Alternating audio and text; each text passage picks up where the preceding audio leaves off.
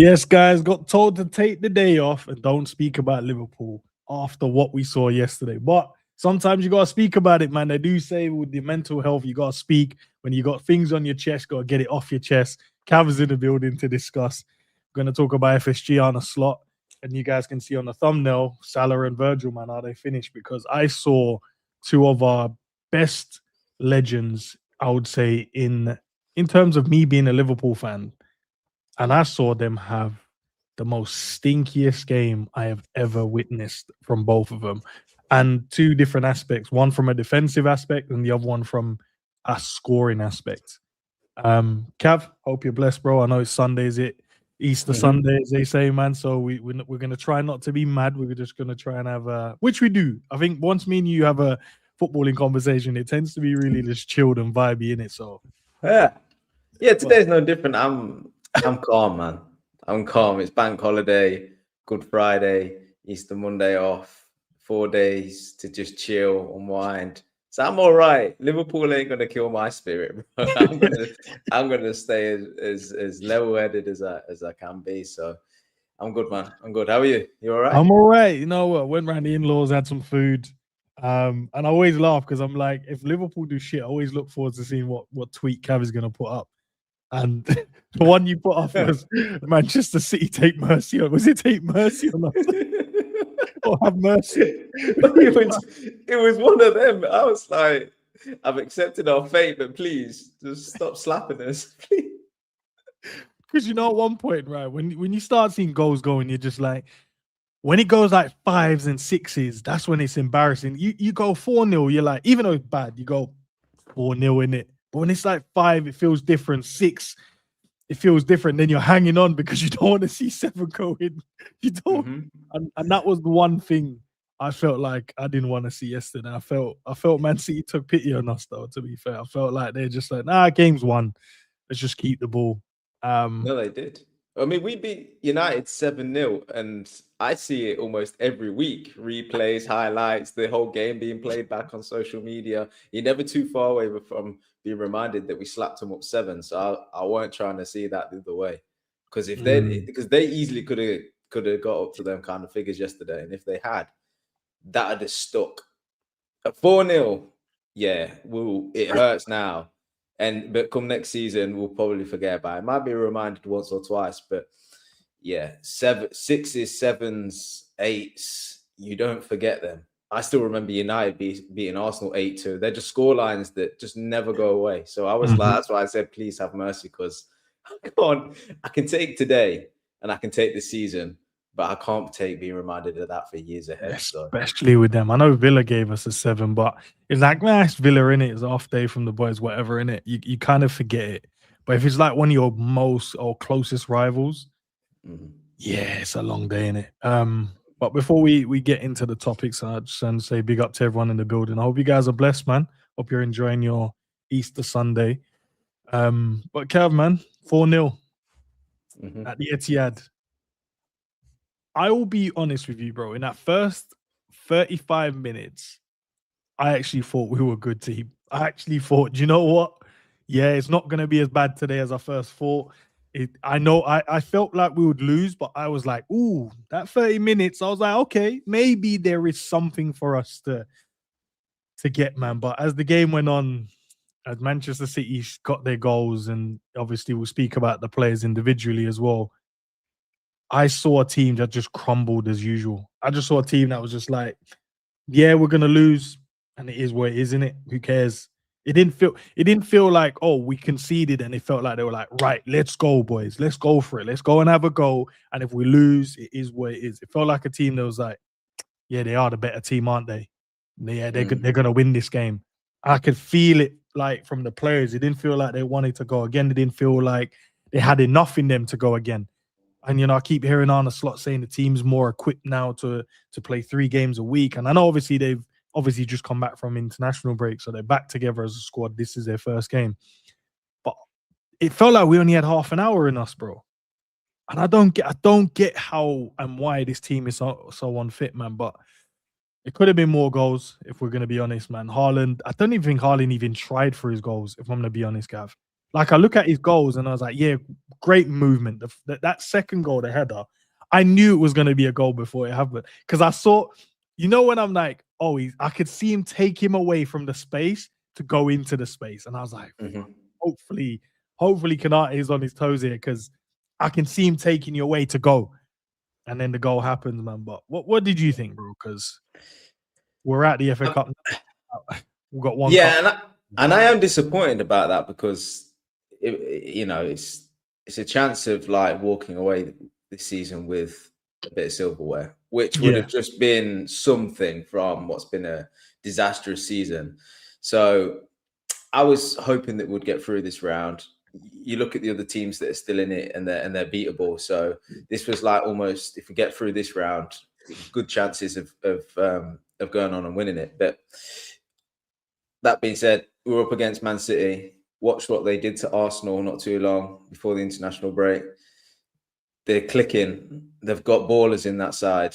They've got a way of playing, and it feels like recently that's come together. So I was worried for our sake because we've got no identity, no way of playing, freestyle football. And I thought, what are we going to turn up with that's going to work? What game plan is going to work against these? What have we done this season that you can think, okay, let's go with that and see how that works?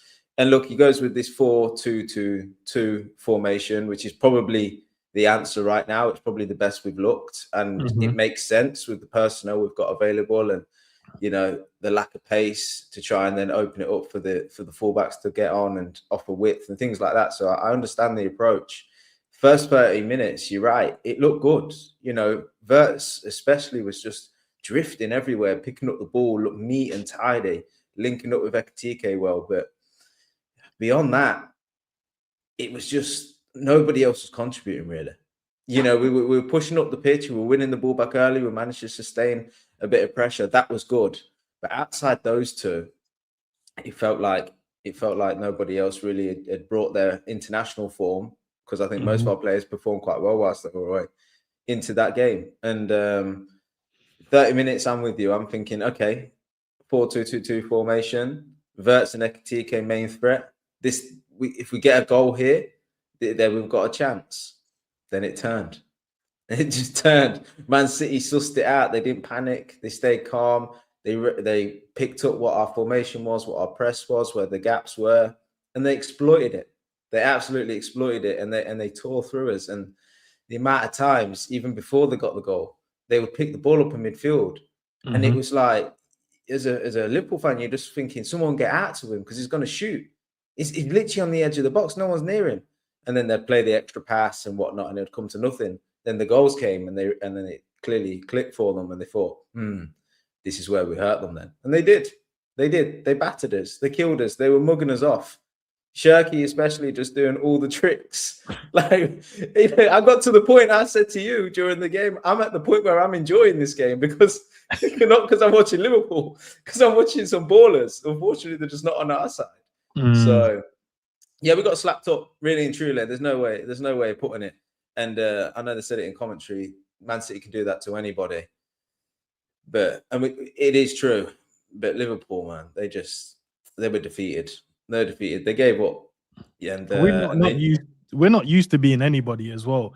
I know obviously we weren't the best team across the whole time in it, but in terms of the Jurgen Klopp years, like, we weren't just anybody, and we were difficult to beat. And no matter, even if they had the better players than us, we would still make it a game of football. And it felt like now, it feels like now I'm looking at players that I believe are good players, but they just don't have that about them. They don't have, and I get it. Obviously, we will speak about Arne Slot and his effect on the team, and how he negatively has affected the team across the year since I thought the football's been poor. But I'm just looking at the players and go, even collectively between you guys in the game, couldn't you have just gone, all right, boys, look, it is 2-0. It is, they are a good team. And look, if we carry on playing the way we're playing, they might score a few more. But one thing we're not going to do is allow them to rest and play simple football today. We're not going to make it easy for them. And I'm not saying they probably didn't say that, but then I'm not seeing it. So I'm always questioning whether it's simple to say, yo, boys, can we do this? It's simple to say it. But when but we're not showing it on the football pitch. We're not coming out and I go, do you know what? They definitely had a little conversation about, yeah, we need to be first and second to each ball. It just feels like they've gone in, someone's gone, boys, we can't do this. And they've all gone, yeah. And then they just come back out, just can't be bothered. Yes. We had this conversation a few weeks back. I think I brought up the point about there's no point talking about Slot anymore. We know he's not good enough for our club. We know that, you know, the writing's on the wall for him. He probably won't be here next season. If he is, wow, you're in for more pain for even longer. But, you know, we can talk about him. We can talk about how he speaks, how he sets the team up, what he's clearly not doing in training, which is resulting in these players performing below par. And all we can talk about all these things on him. I raised it a few weeks ago. These players, man. I mean, I love them as individuals. I think they've got such ability, and I think there's really nice balance across the squad in probably a lack of pace and a bit of technical ability up top. But, you know, outside of that, we do have a really good team, at least starting 15, you'd say. But you have to kind of put that emotion to the side and then look at what they actually give you. And I know they won us the title last season, but you can go back to before that. You know, when Klopp announced that he was leaving, and we had that end to that season, players fell off. And we all put it down to, oh, maybe it was bad timing that Klopp said in November that he was leaving because it probably put too much emotion into the season. Maybe it was too much pressure for the guys. They didn't deal with it. It's an excuse, ain't it? And like, don't get me wrong, they went on and they won the league last season. And you have to give them credit where credit's due, even though I know you, Sav especially, we speak all the time about how poor that second half of the season was, especially. And then you go into this season and how bad it is, and the lack of mental strength that they've shown, lack of fight that they've shown. You think, actually, this is too long now, and there's too much evidence for us to not look at these players and rightly question their mental, question their lack of fight. You know, and out there yesterday, they look like boys. Seriously, they look like boys, man. And I get it, it's Man City. They can cut you apart, they can dominate you and all of that. But outside of a few moments of Virgil doing a one-man press up the top of the pitch, outside of Salah trying, there's nothing else. And we've got players in our team, I'm going to say CHERKI aside, are just accepting of this. And that's the bit that hurts fans the most. It's like accepting defeat, accepting losses, accepting losing your battles, accepting, we just conceded, we'll go on to the next game. No, man, you got to seize opportunity. And the most frustrating thing for me is that I thought that we as a club and our players were much more intelligent than that. Because even when there were 2 goals down yesterday, you thought, yeah, we're losing this game. It is what it is. But what you've got to then do is take something away from the game. Yeah. You're not going to win the game. You're out the cup. But take something away that you can think to yourself, do you know what? We're still in the Champions League. We're still fighting for top 5. We've got PSG on, in a few days. Let's fight. Let's, band together as brothers. Let's, have a good end to the game. Let's have something that we can take away with us that we can carry into the next game. And they never do that. They never do that. And that's where it really frustrates me, because I'm like, even in defeats, you can still have a grass shoot somewhere. You can still have something. Try a tactic, try a setup, try something that you think, okay, we lost today, but let's take this away. There's no takeaways. There's no takeaways from that game yesterday. Everyone's poor. The manager's poor. The players were poor. They don't look interested half the time. Half the players probably know they're going in the summer. It's a waste of time. And that the most disappointing thing then is if that's how you're leaving yesterday's game, you've got no belief going into the next game. Because what belief are we meant to have as fans that we can possibly do something against PSG after seeing that? Do you know what? I want to speak about the 2 legends, right? As you guys can see on the thumbnail, and big up to everyone again, Mo Salah and Virgil van Dijk. I don't want to separate them today. I want to put them in the same conversation. So let's start with Salah first, right? So I watched Salah yesterday miss chance after chance after chance, and didn't really showed a little bit of good feet in the box, but nothing came of it. showed a nice little bit of feet again, and then ran the ball off the pitch. Tried to dribble past, and O'Reilly again, lost the ball again, and you're just like, what's going on with you, bro? Like on a real, like the fan base was crashing out, when you calling him out and said, look, he needs to go. Some section was like, nah, you gotta respect him. And you're like, yeah, you can respect him, but you can also question what's going on, what you're seeing on the football pitch. And I've always stood by that side. When I'm watching the game, no one's gonna lie to me, because I can watch the game and I can be objective as I possibly can and go, that's not good enough for what we need if we're gonna go forward, right? So we watched Mamardashvili ping the ball to him over the top, Hallison-esque. He does well, shrugs off the cushion off, and you're like, yeah, that's the Salah. Cav, for the love of me, right? I'm not a professional, but Cav, I saw the easiest goal you could ever score if you just shift it onto your right foot and just roll it into the far corner. The keeper has come to his near post where he's given up the whole goal. Guys, if you do not believe me, go and have a look for yourself. But he takes another touch and then swipes at it with his left foot. He's knocked off cushion up where he's done a roly-poly and still gets up to get a touch of the ball. And all he has to do, once he nudges him off, and the craziest part is, he then stops because he's watching the runner that could potentially make. So he's stopped.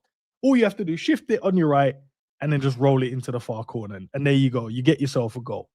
Easy goal. The next one, he goes into the box and he goes like a little timid toe poke left foot into the goalkeeper, and the goalkeeper's comfortable save. He just goes down to his Gravenberch and plays a splitting pass into the box, runs onto it. You're thinking, right, shape up, get your knee over it, get your ankle over it, head over it, chest over it. By the way, I know, and you just look. Do you expect you to score?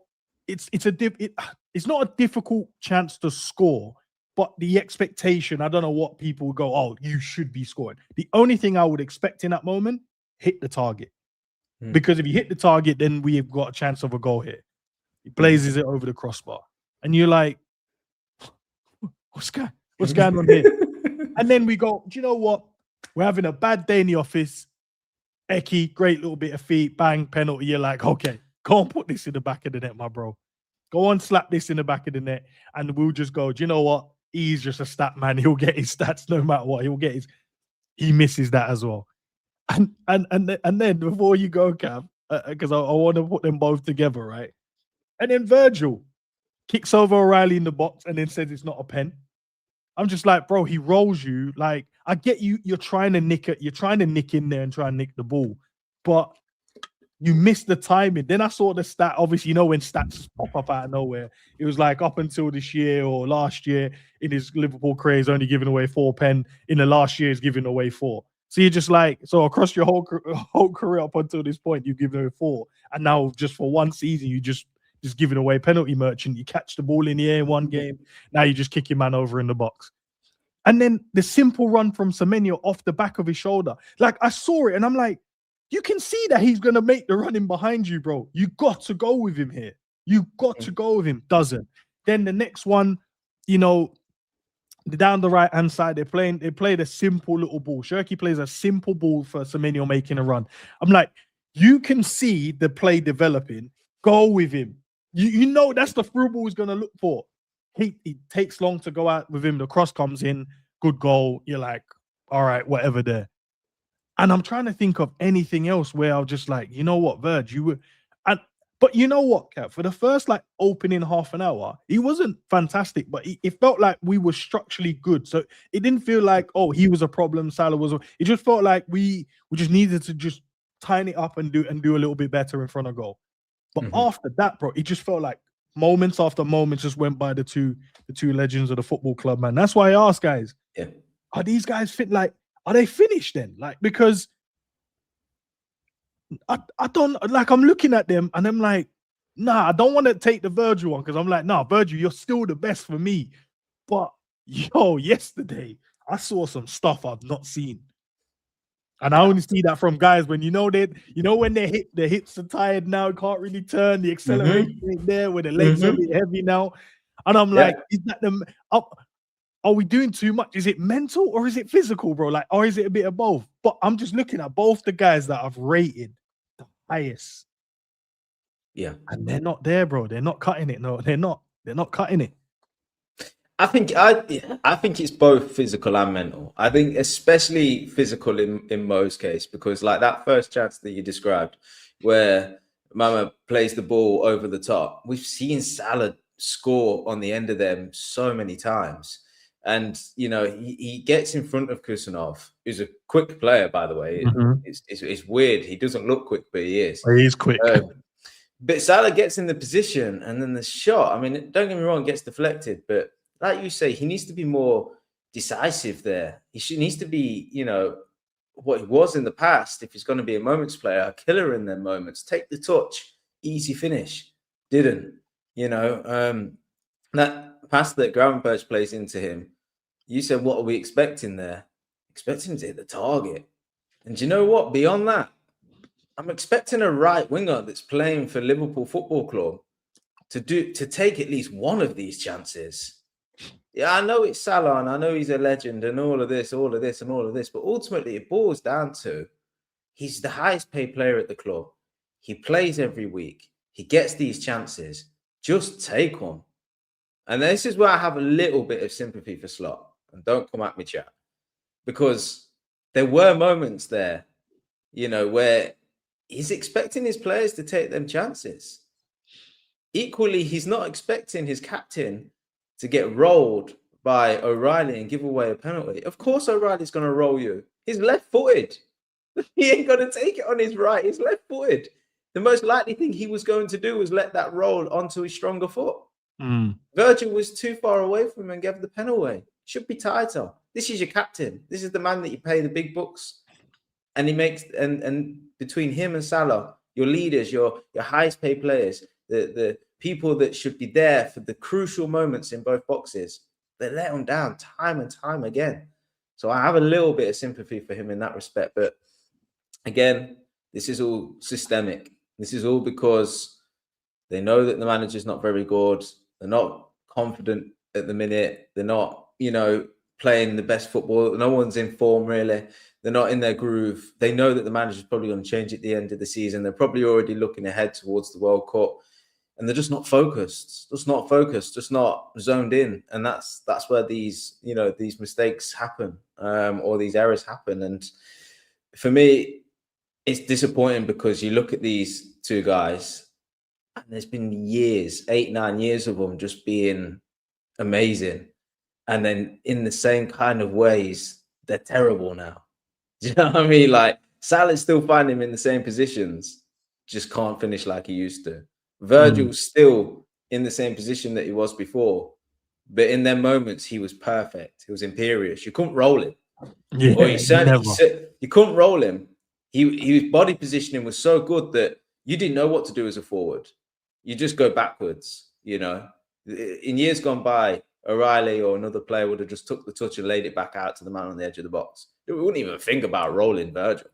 You know, wouldn't even think about drifting into the box like that because you know you're up against him. Times have changed. They're not them players now.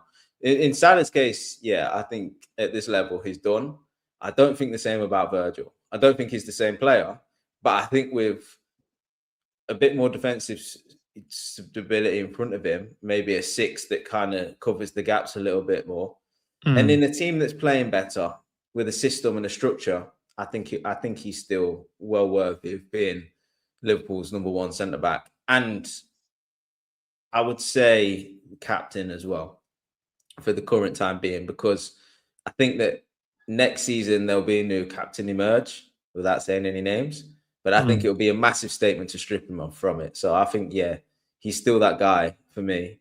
Just it's one of those things, isn't it? It's like, because you look at them and they've done great service to the football club, like massive. When they've come into the club, you know, they've helped us move forward into the right direction. Each of them had their part to play. They were a part of that jigsaw, a part of that puzzle piece that we needed, you know, alongside the rest of the group that we had, that strong 11, and then whatever the bench was. And that's why, you know, Klopp used to say, like, it's difficult for anyone to kind of come into this team and actually get in because they're so good at what they do. But then obviously we're at the end of a cycle now, and it's difficult because the last time we was at the end of the cycle, that's the Gerrards, the Carragers Alonso's were leaving, Mascherano's, Torres was on the way out, Suarez gone. Like we was at the end of that cycle, and then you had to go again when Klopp came in. And now it feels like we're at that end of that cycle again, and now we got to find the next puzzle pieces. And you're just hoping that these puzzle pieces can hold on a little bit longer to allow the new puzzle pieces to come in and be able to fit. And it feels like because they've lost that era of instability in terms of where people are fit, the fear factor, the thing where, like what you said, normally O'Reilly would just set that back outside the box. I ain't trying to roll Virgil. I ain't even trying to get in the box because I know what I'm going to get. But now there's just like, I don't care who you are. That they're getting that, the unk factor, you know, the younger, the unk. I don't care, like he's just the old head. That's how I feel like they're treating some of these men sometimes on the pitch. I'm like, why do you think you can go and take on Virgil? Why do you think you can try and muscle up and try and rough up Salah like that? And it's like, yeah, because these new breed, they don't care. They don't care about these guys like and they ain't getting slapped as well. Like the thing is, these defenders, they take the ball off of Salah and run up the pitch. There ain't no repercussion. Do you know what I mean? One time Salah might just need to clip his heels, you know? Yeah, just kick him over and say, you ain't running past me, bro. Am I like, you know what I mean? You just got to leave one on them. You just got to let them know. No, we don't do that right there. I mean, a few weeks back, Salah actually went by someone, and I thought, okay, a little reminder to everybody in the league that yo, just stay on your toes. Ain't done it since. That's the trouble. You know, how many years have we been saying no one's ever ran past Virg? No one runs past Virg. Now everybody runs past him. Don't even need to run past him. Just get in front of him and shoot. He'll turn his back. So yeah. Do you know what? And we joke, but it's a big thing. And this is what happens when you lose games and you fall off in this kind of way, is that other teams get so much more confident. The fear factor of Liverpool is gone, and anybody feels like they can try anything against you. And sometimes you've just got to and that's why I say take something away, even in defeats. Sometimes you just got to be aggressive, like give away fouls, just kick the opposition up, just so that even if the takeaway is, well, Liverpool ain't as good as they used to be, but there still ain't pushovers, man. We might get injured here today or something. Do something. Otherwise, they're just laughing at us, man. Every other team is laughing at us. San Marino out here tweeting saying, let's play against Liverpool like that. Cut that shit out. Like, just do something. And outside of Szoboszlai, it was terrible yesterday, don't get me wrong. And CHERKI, we ain't really got players that are just like willing to just leave it all out on the pitch. So do you know what, Kev? I even thought Gomez was good up until I'll use that lightly, but maybe I'd have to look back. Maybe there's moments when he wasn't where he needed to kind of be, but he had Doku on the ropes a lot of he's doing well, especially early on in the game. Bro. Yeah, he decided to get tight, and Doku's a strong player. And he was trying to hold him off, and Gomez was equally as strong, and then got the foot in and come away with the ball. I thought he did brilliantly, Gomez, to be fair. But then I'm just like, you know what it is? As soon as the game changed, Virg gave away the penalty. And then from that moment, it felt like everything just stopped. Like I just remember stopped really paying attention to the good things that I was seeing. Because at one point I was just like, it's 0-0. So I was able to kind of just scan the pitch. Okay, he's doing well over there. He's doing well over there. He's doing well here. He's winning these tackles here. We looked like there's a structure. But as soon as the goal went in, it was just like, shit, we're here again then. Yeah. We're here again then. And then you're like, okay, can we see something now, boys? And then we actually didn't. But looking at the fans, Gav, man, the fans were leaving. Virgil was saying, obviously, we want them to stay, but you understand the anger and the reason why. And then Sobo as well. I don't know if you saw the clip at the end of him, like, you know, telling the fans, like, yo, we kind of need you. He said they can leave the stadium, but we are less without them. So he wasn't really impressed that the fans were leaving. Virgil obviously understands the reason why they were leaving. It feels like there's a lot of that going around where there's a lot of understanding of why things are going on, but nothing's being done to change it. So we all understand this isn't good enough, but it feels like there's nothing being done to go, right, where is the line in the sand now? Where do we draw the line in the sand, or when do we draw the line in the sand and said, if we're going to lose, that team has to run better, run more than us, fight more than us, have better quality than us. They have to have better tactics. It feels like they're just like, let's just see how the season goes, and whatever happens at the end just happens, and then they just keep the same excuses. Oh, we know we should be better. Oh, we know that should be done better. Oh, we know that, we understand why the fans are angry. We understand why they boo. We understand why they left early. And it's like all of this understanding, bro, ain't telling us anything, because we're not feeling like you care enough at the moment. So what did you make of the fans walking out? Like, this is the away. Like, normally the home fans, you're like, it's home, innit? Like, don't have to but the away fans are like, nah, it's 4-0, we're going yard. We're out of here. I don't know what you guys want us to do. And that's telling. That's more than enough for me as a fan to go, that's not just on the manager, that one. That's on the players as well. They dislike what they saw, the performance from you guys, because there's no fight for them to go, do you know what? I'll sit and wait. And then you're stuck between this, who's a better fan? And I feel like the ones that stayed done the, I want to show that I'm a better fan, I'll stay. But I'm like, that's an internal thing. No one, on the grand scheme of things, no one truly cares. Like, that's just a personal thing for you. You know what it is? There's part of me that would like us as Liverpool fans, as a collective, to be better than all other fans, right? Yeah. And one way of doing that is by staying in the ground and supporting your team no matter what and stuff, and having the ability to be able to say that, when other fans walk out, we don't do the same. When other fans, boo their players, we don't do the same. When other fans have a march before games, we don't do the same. I'd love for us to show, I'm not going to say class, because we are classy fans, but I'd love for us to be above other football fans in that respect. But equally, we're not stupid. And that's the thing, especially Liverpool fans, we're not stupid. We see what's going on here. We see the fact that this manager has played horrendous football for over a year now. Over a year, across 2 seasons, it's been this bad, right? Yes, we had a brilliant summer, a lot of exciting players coming in, right? And then we're optimistic about the season. And then we get the first 5 wins. And even during them 5 wins, we're thinking, this ain't convincing. And actually, I'm a little bit worried, because we crawled over the line last season. The back end of last season was terrible. It looks like nothing's really happened in the summer to change that. And this could be a long season. It turns out it has been. We've had some disastrous results, disastrous performances, disastrous form. And all the way along, they've stuck with the manager.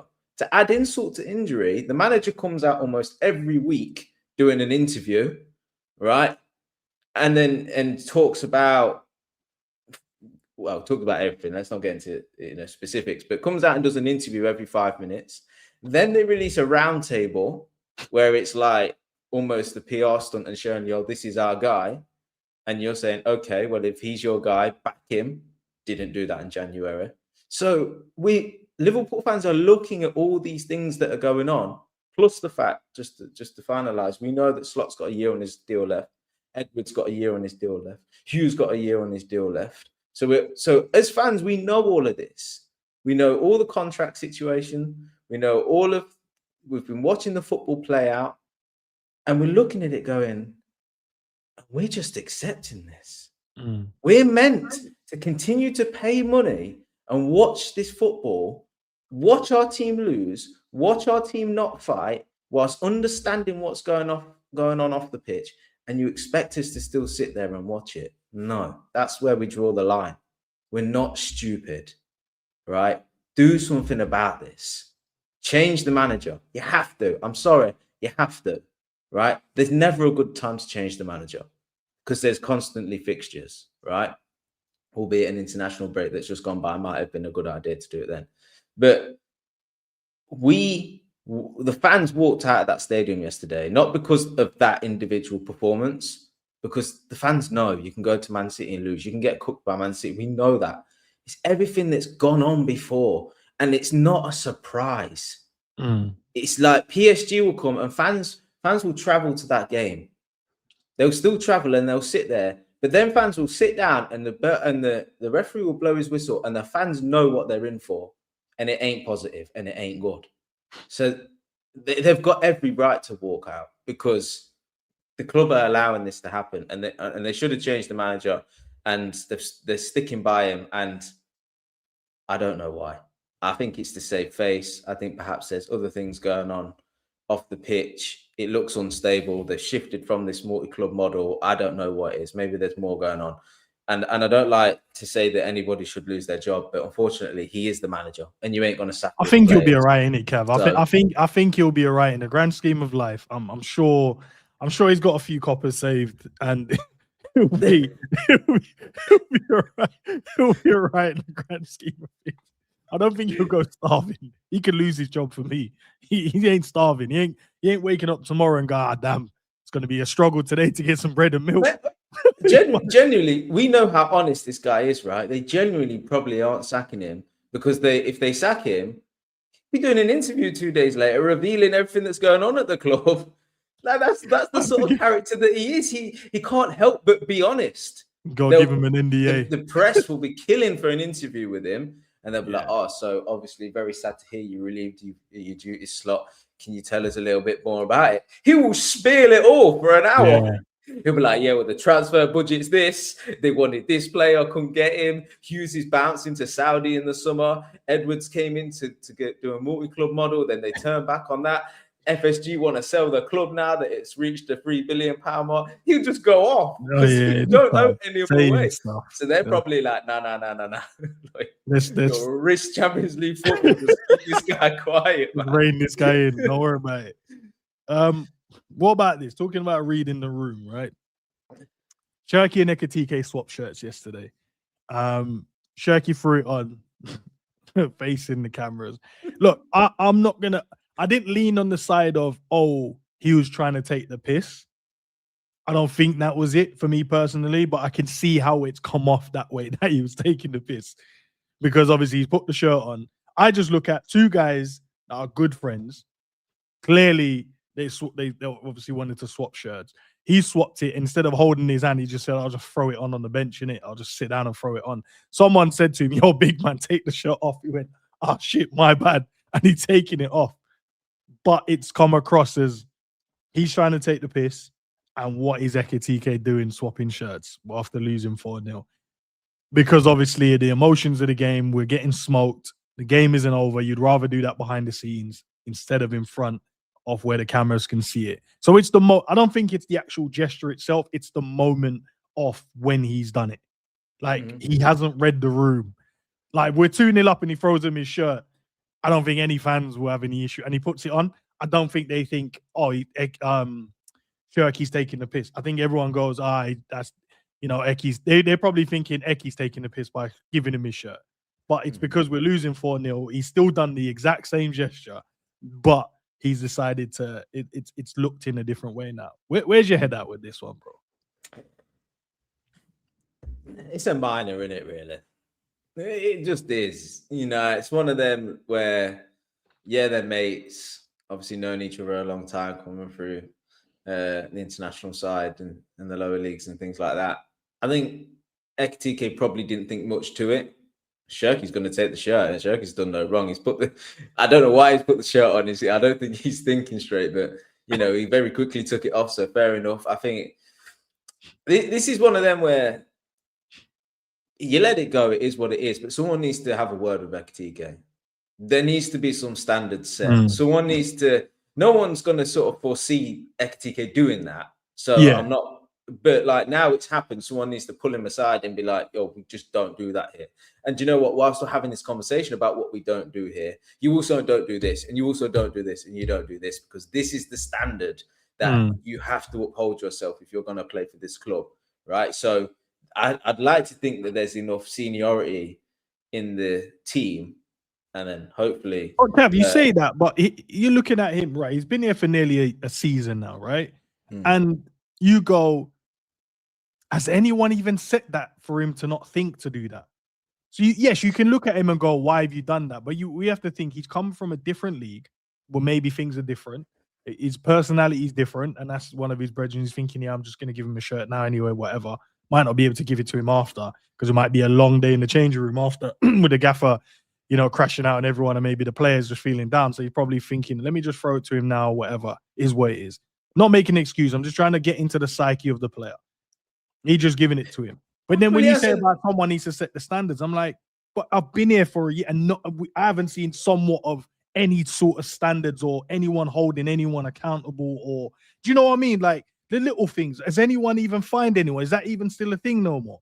Like, what's training like? Is everyone holding each other accountable in training? Or is everyone just taking pictures with their top off in the mirror every week? Like, or are we all just sitting by the coffee bar chilling with our feet up with our sliders on? I told you the coffee bar sliders nigga spoke about this.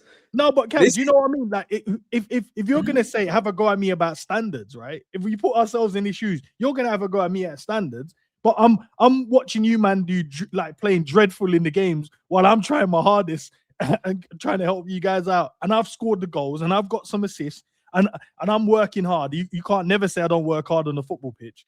But you, man, are gonna tell me I can't give my boy, because he's not thinking about it from the tribalistic side. He probably is not even thinking along those lines. But like he genuinely, there's no doubt about it. He genuinely will look at the rest of the team and think he's the best player there. He will, and he probably is. But like he is the way, like he only has to do a few little drag backs and a bit of skill in the game, right? And he'll walk away from that game going, I did more than everyone else though. And he won't be wrong. So when the manager comes up to him and it's like, yo, need to pull you aside and mention this, this, and this, he's like, what are you on about? He's like, you ain't gonna be here come the summer. You want to tell Virgil to defend go chat to those lot. Yeah, tell Virgil to defend and stop giving away pen. Tell Salah to score goals, bro. But instead, you coming to me about giving a shirt. No, you would have crashed out. Defend waste, man. You can't. This is the mess that we've got ourselves in, because we've got such a weak manager. There's whoever goes and chats to him and tries to set that standard, they ain't going to be respected. Yeah. So this guy, if he's down to earth enough and he's intelligent enough, he should still listen, because he'll improve as a player for it. Right? Yeah. But I think he's that arrogant. And I generally think he thinks he's the best thing since sliced bread, especially at Liverpool, that he's just going to continue to do these little things. And that's fine, because do you know what? I don't mind the minor things, but you are setting yourself up for a big fall if you don't perform next season. This season, we can look back and say, okay, it's an admirable, first year at the club. It is. Like, we like him. He's done well. He's got goals. He's got assists. He's shown us something, right, that we can believe in. But all of these little things, like taking your shirt off, holding it up to the fans, the red card, now exchanging shirts, we won't forget this. So come next season, you better ball out. You better ball out, Eki, because we will only stand around and accept these things if you are delivering on the pitch. So if he's smart enough, cut it out. Or if you want to continue with it, best perform. Because if he walks away from yesterday with a hat-trick, we're laughing about this shirt swap. But he didn't. And that's the difference, isn't it? So he's setting himself up for a big fall with all these kind of things. We want to see personality. We want to see you, be yourself. And sometimes that does mean you're going to sort of bend the rules a little bit, and you're going to be, you're going to push your luck at times. But we can only accept that if you perform, which ain't right, but that's just what it is, man. That's it's one. Obviously, the heat of the moment, and I get it. In it, like us as fans, we've had such a bad season just looking at this team. Anything, we're waiting for moments just to trigger us, to throw us over the edge at times. Like, they're just little things that happen, and I know I look at it and I go, would this have happened under the old regime? Probably not. You know what I mean? Probably not. He might have told the line with little things, but I don't think that in particular would happen, because certain things would have been laid down from early. We do things this way. But I feel like where he's come into an environment where everyone's bantery, vibesy, basketball training sessions, and that, Cav, when I watched the insider training, and I promise you, see that 5-a-side game with no intensity, inside it wound me up so much.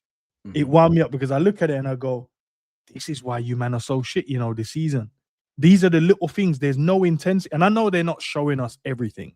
I get that part. They're never going to show us the whole training video. because there's going to be things that they have to keep behind scenes because they're working on tactical stuff. I get it. But even in just that little bit there, and there's no intensity driving the session, there's no barking orders, there's no real drive for anyone to like snapping into tackles, and man are like, yo, calm down a little bit, bro, we got a game. Like there's none of that. Everyone's like, oh, I can get a clean shot off, oh, I can get a saucy little turn and whip it in. I'm like, yeah, that's all well and good, but that's not what you're having in the league. No, we saw Van der Ven snap Isak in half. He didn't get time to go and finish that, did he? He snapped him in half to get the shot away. But in training, they're all like, oh, time, let me just hit that clean left foot. Clean right foot. And I'm just watching it going, nah, man, it is crazy, man. And it stems from this gaffer, man. He doesn't know how to read the room. His time's been up for ages, but he's still at our football club. And he's still making the exact same mistakes week in, week out with no problem from anyone. No one's even looking at him and going, bro, this needs to be fixed. All we keep hearing from the media is, they will look at it next week. Oh, there could be a thing that we could assess it in a couple of days. Oh, Alonso is linked. Oh, this guy is linked. That guy's linked, but nothing real concrete. Because I'm looking at a man with the persona, unless he's the best poker player I've ever seen in the world, and you can't read him. Maybe that's his skill set. You can't read him. But I'm looking at a man that looks so comfortable in a position that he doesn't feel like he's gonna lose. And maybe he's blind to the fact, and that's what comes across. He doesn't realize, he hasn't read the room like, yo, we're having conversations to other managers because we're gonna get rid of you. And he's like, I don't know what they're talking about. I'll be here forever kind of thing. Him getting asked about, are you going to be heavily involved in the summer transfer plan? And him telling you yes. Now, that don't sound like a guy that thinks he's going to be sacked. A guy that's going, yo, I haven't been able to use the whole 450 million this season. That don't sound like a guy that's been sacked. He's already played what he thinks is going to be the issue. Like played what he can lay down and go, look, when I had no issues, this is what I delivered.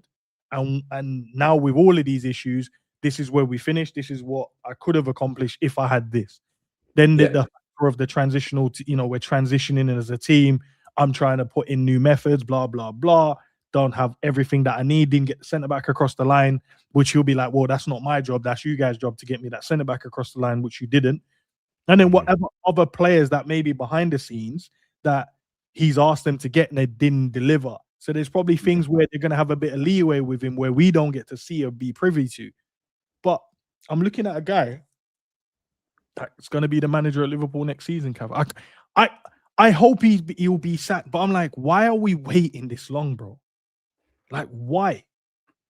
It don't make sense to me. Like, cut your losses. What are we going to lose? But like what you said, it could be they're scared of what he might say if he is sacked. Maybe the uncertainty, like I've said before, about maybe we're planning to sell the club. Maybe there's so many different things going on in the background with him and FSG. I don't know, bro. I don't know. Do you know what I think? I'd love to ask him now. If he's going to do another interview, I'd love the question to be asked: if you could do it all again, what would you do different? Because I think his answer would be, I'd do nothing different. I am what I am. And this is how I understand football. This is my philosophy. This is my personality. I stay true to myself. And I'd simply go, okay, great. That don't work for me then. Bounce. Because, Klopp literally left the club because he said he was too tired. Why are you tired?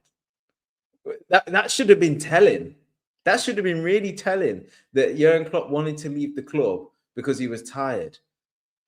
That clearly goes to show that the managerial role or head coach role at this club is so much more than just setting the team up or taking training session. This group of players, they require motivating. You've got to lay down the discipline quite often. You've got to micromanage them at times. You've got to do so much more to sort of get the best out of these players. And I think that's where he's fell victim. I think the underlying thing with him is that he's stuck to his convictions and he's not been fluid enough. And he's come into this club thinking, I'm going to do it my way, right? And his way just don't work. It's too cold. And if you're going to be cold, you've got to be the best around. If you're going to be cold and you're going to be honest and you're going to be black and white with things and you're going to be a logical speaker and you're not going to show the emotion, you're not going to try to really connect with the fans during match day and all these kinds of things, you're not going to show passion, you better damn right be the best tactician around there.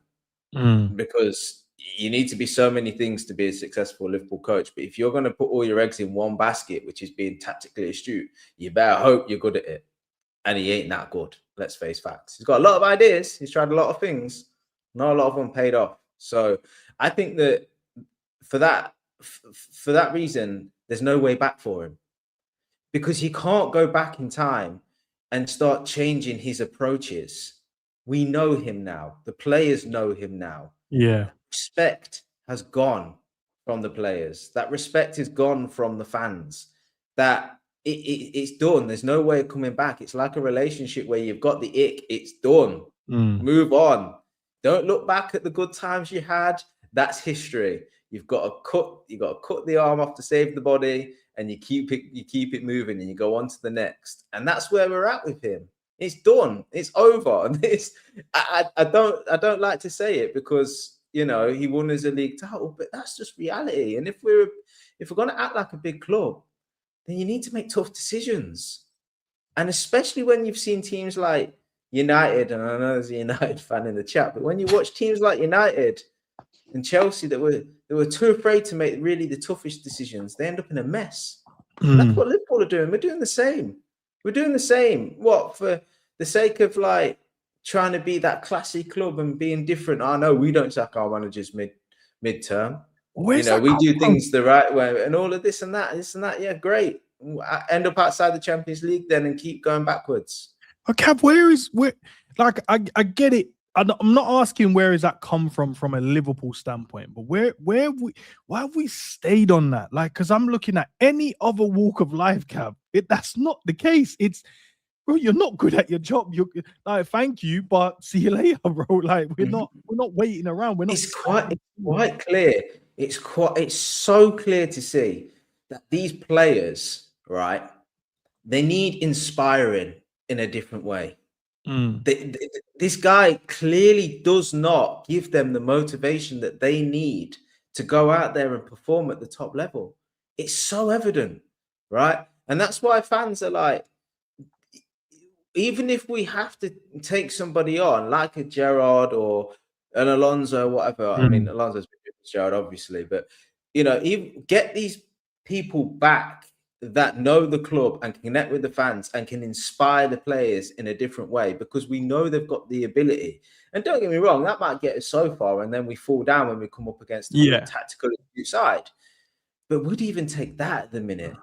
And that's where his disconnect with the fans has ultimately come back to roost, really. You know, he's dismissed the importance of that and thought that he can get by on just being tactically sound and being a bit of a, I think he's a bit of, from what I sort of hear, a bit of a disciplinarian behind the scenes and not much of a warmer character.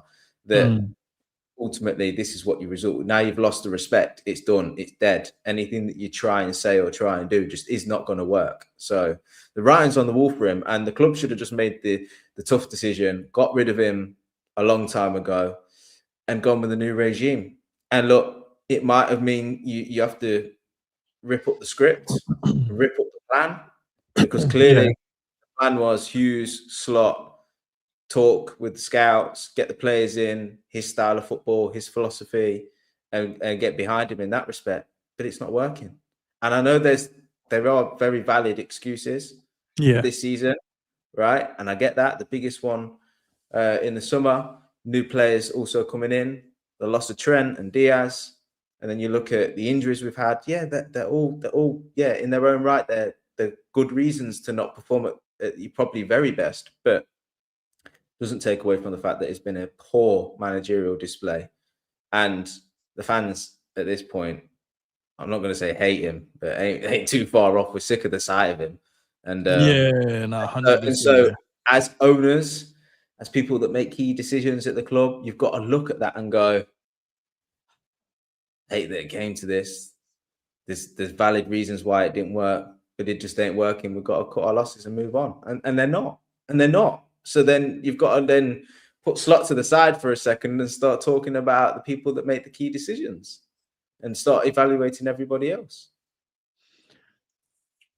I want to talk about them slightly, right? Because we've openly said, right, we understand that Arne Slot, his tactics aren't the one, so that's why some players are not performing. Then we've gone, but to be fair, in that game we had enough chances to at least score 4 goals ourselves, and we didn't. So you go, well, how much can I truly blame him? We got in the right areas and we didn't, and then we defended poorly as well. So you've got that. Then you go, okay, we had enough and seeing that it's not working. You go and look at the guys above him, the Richard Hughes, and you go, bro, it's not working. He's lost the fan base. The dressing room looks all over the place. Tactically, we don't look like we're a good team. So you start looking at him like, what are you doing? What are you trying to say behind the scenes? And we see the round table and you guys are too pally-pally. I'm not saying you can't be cool with your boss, but you need to there's a certain relationship to make sure things are still working the way it should be. You have to keep someone's at arm's length at times. And they feel like they're too close that I can't then have the difficult conversations with you if I need to. I'm not saying they probably haven't, but they look and seem too close. So when you go to have the conversation, you might lean off a little bit and might make it sound a bit nicer than what it actually is, instead of going, this isn't good enough, and if it doesn't get fixed, we're going to have to make a change. And that's just the professional side of it. But then you go, right, he's not doing his job. Then you go and look at what Michael Edwards is doing, because he's like the footballing guy. He's the guy that handles the footballing side for FSG. So you go, okay, so you've seen that the manager isn't doing his job properly. The players are not doing their job. The manager isn't doing their job. Richard Hughes isn't doing their job. Now, what are you going to do about it, Michael Edwards? What are you going to do? Are you going to be like, yo, I need to send it down and go, either you get rid of this guy or give him a timeline and so we can move forward? And then now you come to that part. If Michael Edwards ain't going to do his job, then FSG, like, are we paying attention to see what's going on around our club? Like booing and walking out of games and trying to sell tickets on game day. I've never heard, maybe it's happened and it's never made it to the mainstream, but I've never heard of trying to sell tickets on like a massive amount of tickets on game day where we've lowered the cost so anyone could really walk off the street and grab a ticket. And I'm looking at it going, you've lost the guy that I think, when you have a player at your club that you never think would ever leave. Gerrard does that for me. I looked at Trent as someone that would never leave, and we lost him. I was like, something's wrong there that we lost Trent. Then I look at, now Salah is going. I'm like, he's not going in terms of this is the end of his contract. They've decided to cut it short, and now he's leaving because he still had a year left. Alisson's now out injured, and he might not even, big up to Sav, because he was like, we might not even see Alisson play like that now, even though he's had the extension. But this guy is getting injured so much now. I'm just like, he might not even play, or he might be the backup goalkeeper come the start of the season. And I'm just looking at a team going, there's things that's just happening. And you guys are at the top. And it's not just John Henry. There's obviously a lot of people within in FSG. But as a collective and being the head and the face of it, or one of the face, I should say, have you not seen these things? I know we saw a report today and Paul Dre saying that they're going to, look at it and revisit it in the next couple of weeks. But we've seen those same headlines for the last 6-7, like we've seen it.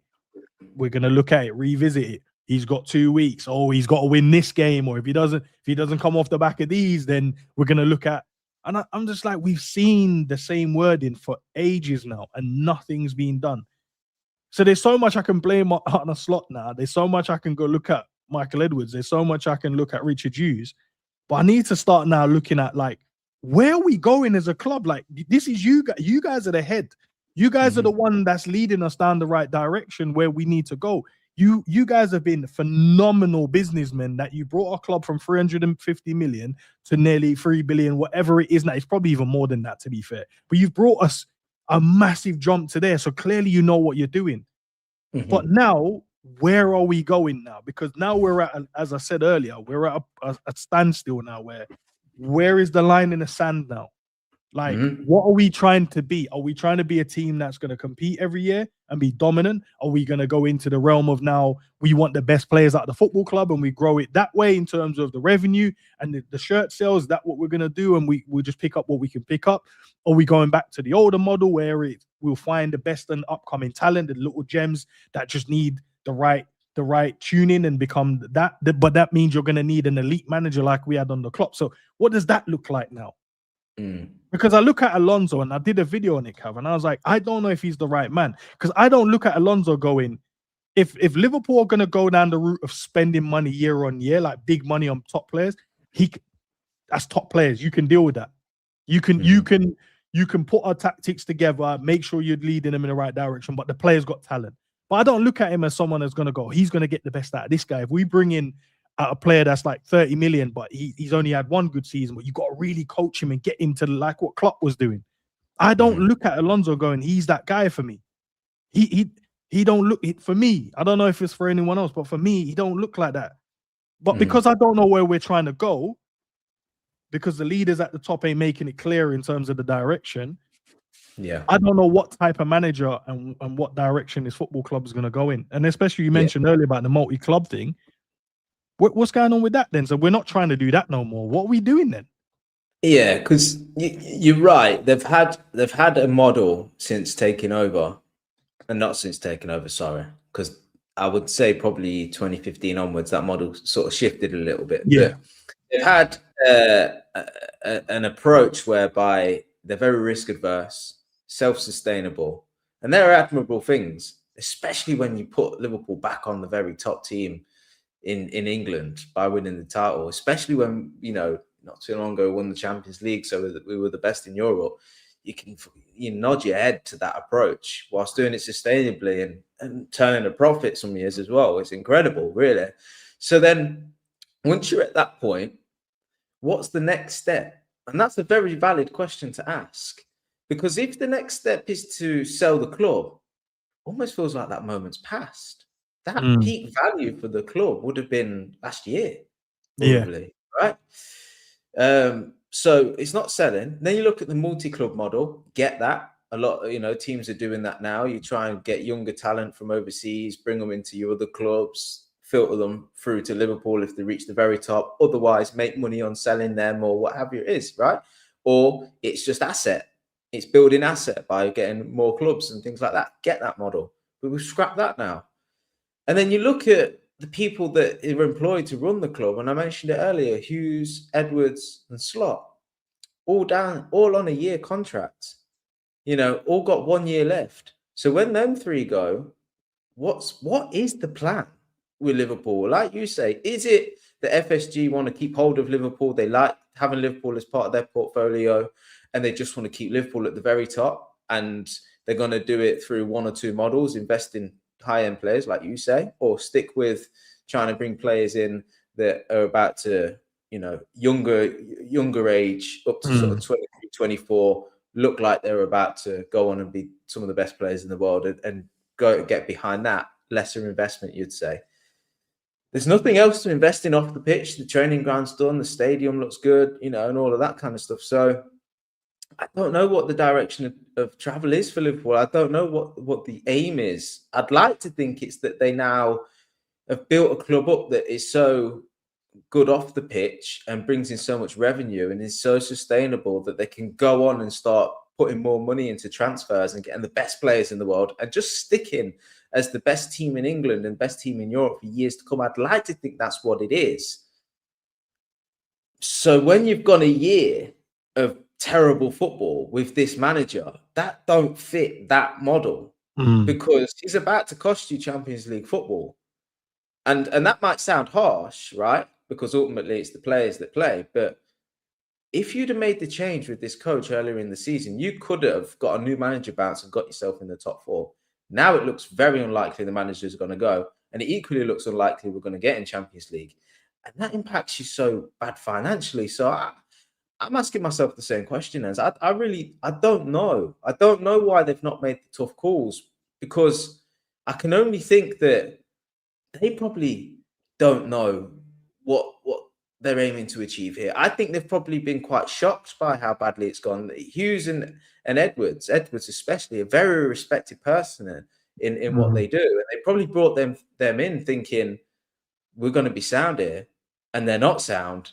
And it's like, oh, we don't know which way to change this. You know, we don't know what our new direction of travel is. Maybe it's a period of time where they're just taking stock and they're just saying, look, let's just let this thing play out for a bit longer and we'll reassess. Maybe that much is true, but for fans, that's horrible because we just have to be like dragged through this until tough decisions are made. And look, I suppose the only hope for us fans is that we do have a good team and we do have good players that have recently come into the club, and there will be more transfer dealings in the summer. And so whether they change the manager or not, you can only hope that things will just get better because of the type of players that we've got in a club. Like, you'd think EKITIKE will get better. You think Wirtz will get better. You got Isak coming back. If they replace Salah with a new winger, and then CHERKI settles a bit more, and, you know, Xhaka comes in and he only comes back. There's a world whereby, just through what we currently have in terms of players on the books, that next season can look better and they get back in the Champions League and they compete for the league again and things like that. But it looks more like more luck than judgment that that's going to happen, or planning. So I don't know is the honest answer to your question, ENDZ. I don't know if the question's being asked too early, but I just can't make sense of letting the three key figures at your club have a year left on their contract and not be making decisions. It just, I'm not too sure is the honest answer of where we're going with things right now. And then, you know, that brings me to, what does the next 5 fixtures look like, Cav? So obviously we got PSG on Wednesday. We've got Fulham, then we got PSG again, and we got Everton away, and then Palace.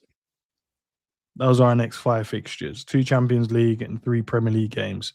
We've got 2 Premier League games at home and 1 away, and that's the Everton one. But it's across the park, innit? So it's still in Liverpool, just the other end of the park. Stanley Park. Yeah, so it's, and I look at them and I go, it's not the fact whether or not the team is good.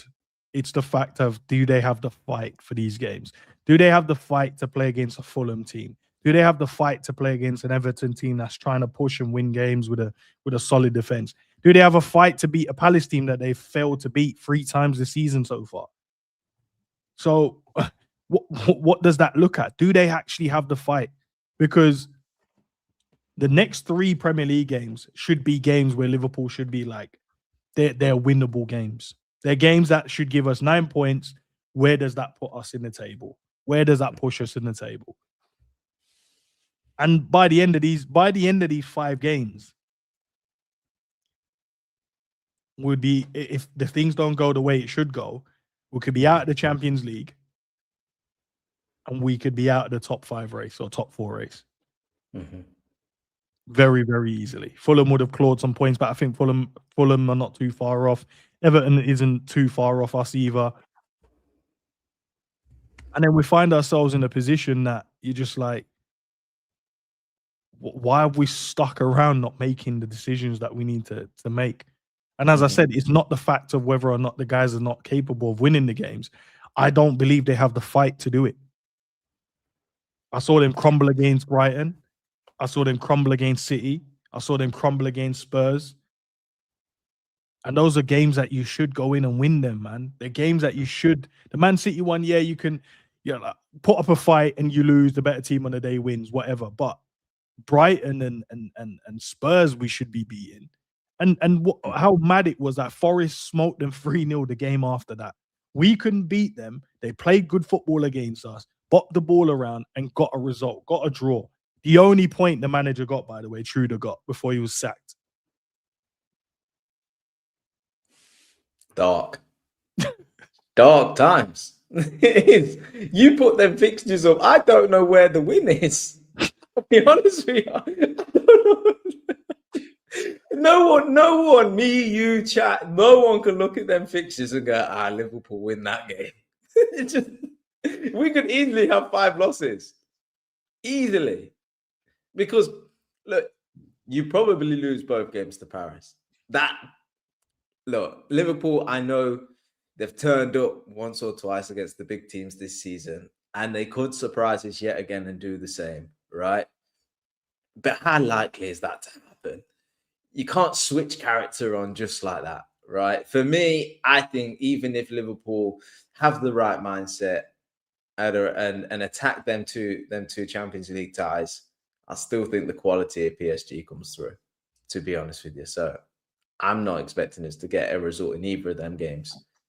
Fulham we usually struggle against, Everton we struggle against, Palace we struggle against.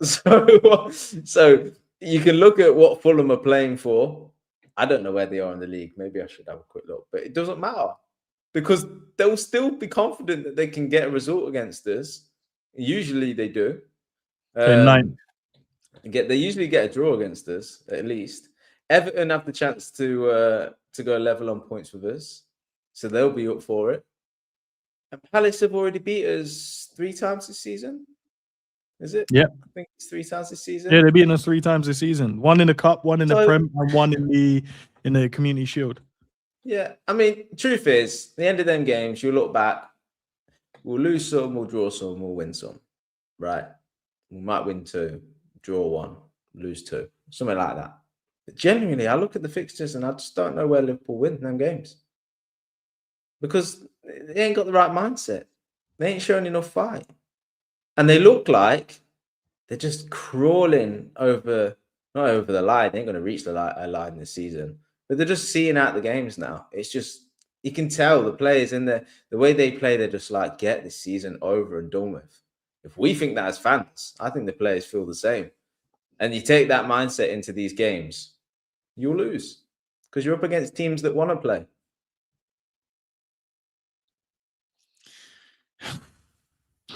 So what? Chelsea's a point behind us. Brentford is 3 points behind us. Everton is 3 points behind us.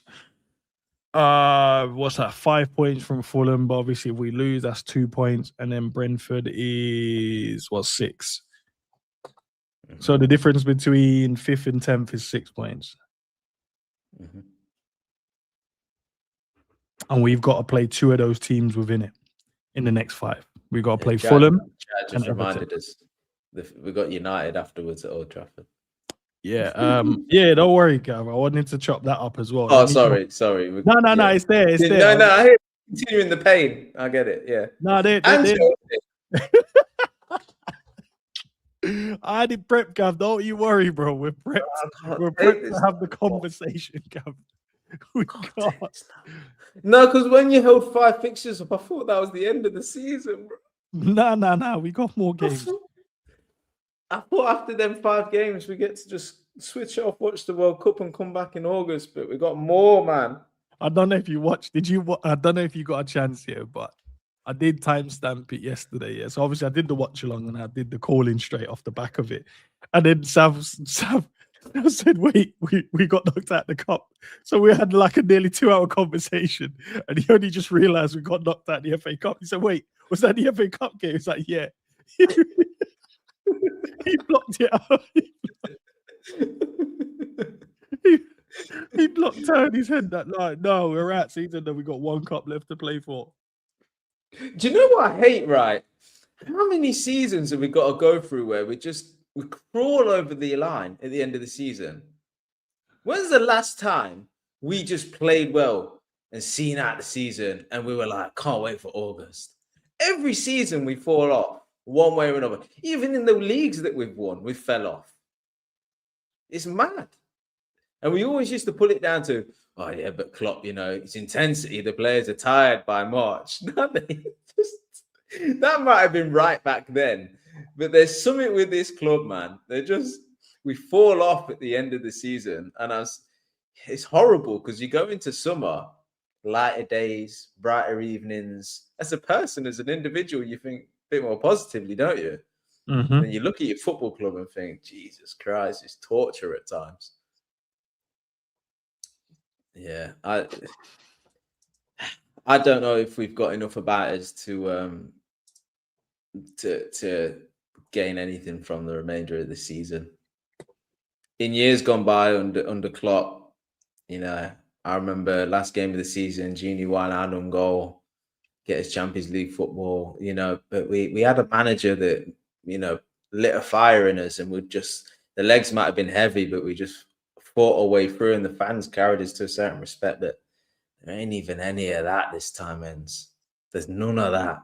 It's just, I think that the players might genuinely feel like Liverpool have had their time at the top of the cycle, and it's probably a time to move on, which happens. They'll probably be looking at these players, probably looking at other clubs like Real Madrid that's still at the top. Barcelona obviously come back now. Bayern that are a top team. Man City still a top team. Looking at United and thinking, are they going to continue to progress? I know they won't stick with CHERKI, but are they on the up again?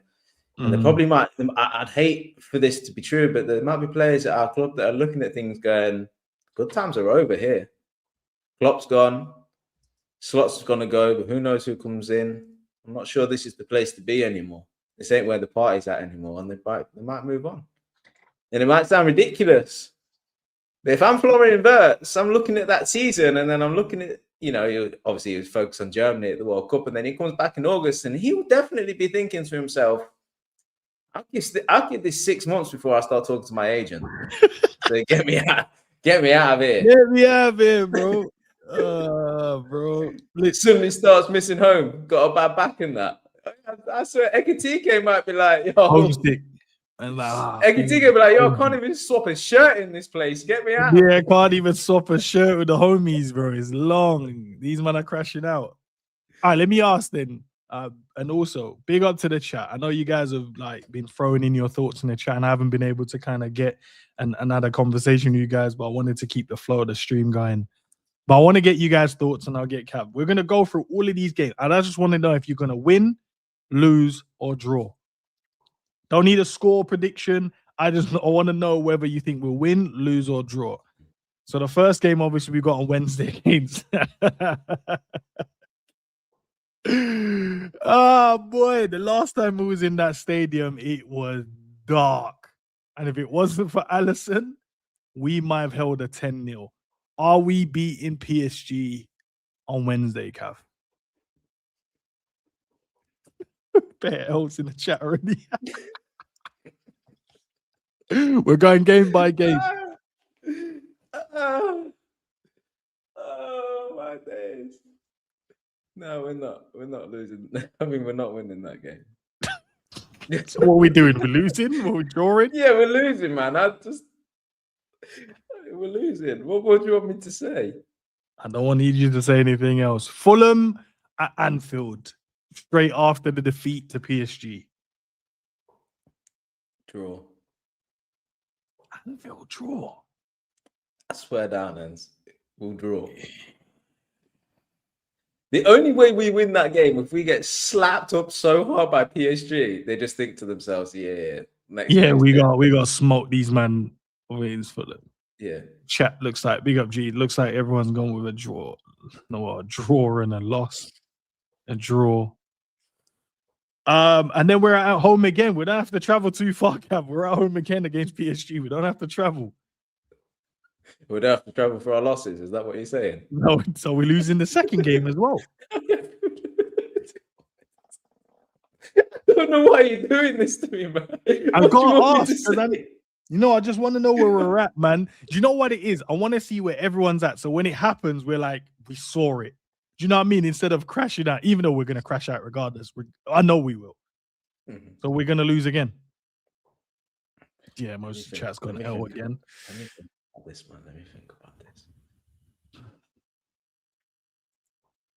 Is Salah going to wear a never give up top again? If he does, we win. Do you know what? I think that there's... Okay, here's what I'm going to go with. I think we win against PSG, but it's not enough. So the home one, yeah?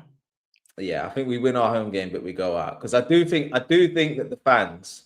I know they've had enough, but I do think Anfield under the lights, Champions League, no matter what the scoreline, even the fans might just look at it and go, this is the last game we've gotten to enjoy or possibly enjoy, or an opportunity to create an atmosphere. It's the last chance to sort of make a historical night before August and the new season starts. So I think it might just be something special in that fixture. Just to let you know, right? So you see, for that first PSG game, everyone said we would lose, and yourself as one. I think we will.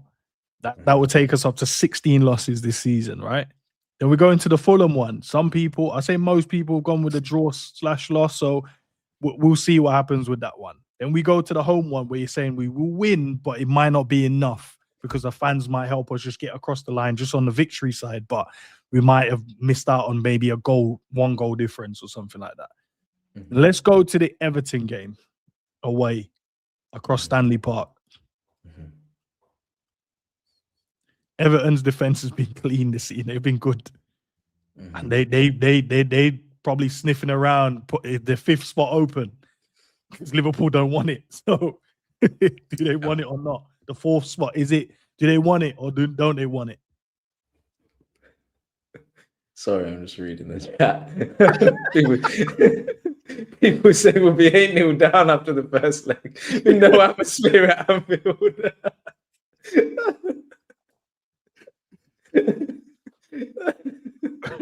Oh, we beat Everton away from home. Everton, man.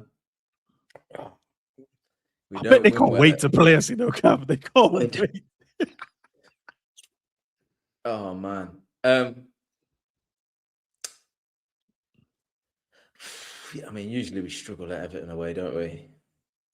It's their new ground as well, isn't it? So it's going to be the first time we step in there. Is it? Or is it second time? But I think it's the first. I don't remember us playing them at that ground before. Maybe I'm mistaken, but yeah, okay. I think we'll draw, because I think when PSG knock us out the Champions League, I think the players will realise that, well, they'll know, but they've only got the league. Then that's it. There's only one hope. There's only one hope, and it's performing them remaining fixtures to get Champions League through the league position. So I think that was at the Fulham game first. I think the Anfield one was where they should have started thinking that. But they should have realised it back in December. You know what I mean? I'm trying it, bro. I'm trying. Oh, mate. It's easy for me to say we're going to lose every tie, because I think we're going to lose every tie because our players they're washed, they're dead. Our manager's crap. I'm trying to say something else. We lose the first leg against PSG. We draw against Fulham. We then win against PSG, but it's not enough to go through. We draw against Everton. We're now at home against a team that we have not beaten. But now they don't have Mark Gay. Maybe he was the kryptonite, because we haven't been able to beat no matter what team Mark Gay's played for this season. He's got 5-0 on us now. That's this season alone. He's beaten us twice at City and beaten us 3 times at Palace in the same season. Yeah. Could have been playing for us. Instead of beat us 5 times. Yeah. We could have saved ourselves 2 of them defeats. Flipping hell, man. Do we beat Palace at home? Yeah, I think we beat Palace at home. Yeah. All right. And I mean it. I definitely mean it. I'm trying to think, brother. If Ismail Assar is fit, I don't know. Please, Ishmael, man. Relax. No, because they play him left, they play him right, they play him up front. Don't matter, bro. Just leave us alone. That year's gone by when Bongo was at Villa. Just he's so crap, and then he'd find a way of scoring against us, man. It's just sometimes these players, you can have bogey teams. We've got bogey players, man, and Ismail Assar is definitely one of them. All right. United, newly smoky Man United that's out here winning games of football. Bruno's back in the 10, Cunha enjoying himself, club and country, and Buemo doing his thing. They beat us at Anfield already. They want that Champions League spot. We have to go to Old Trafford to try and get something.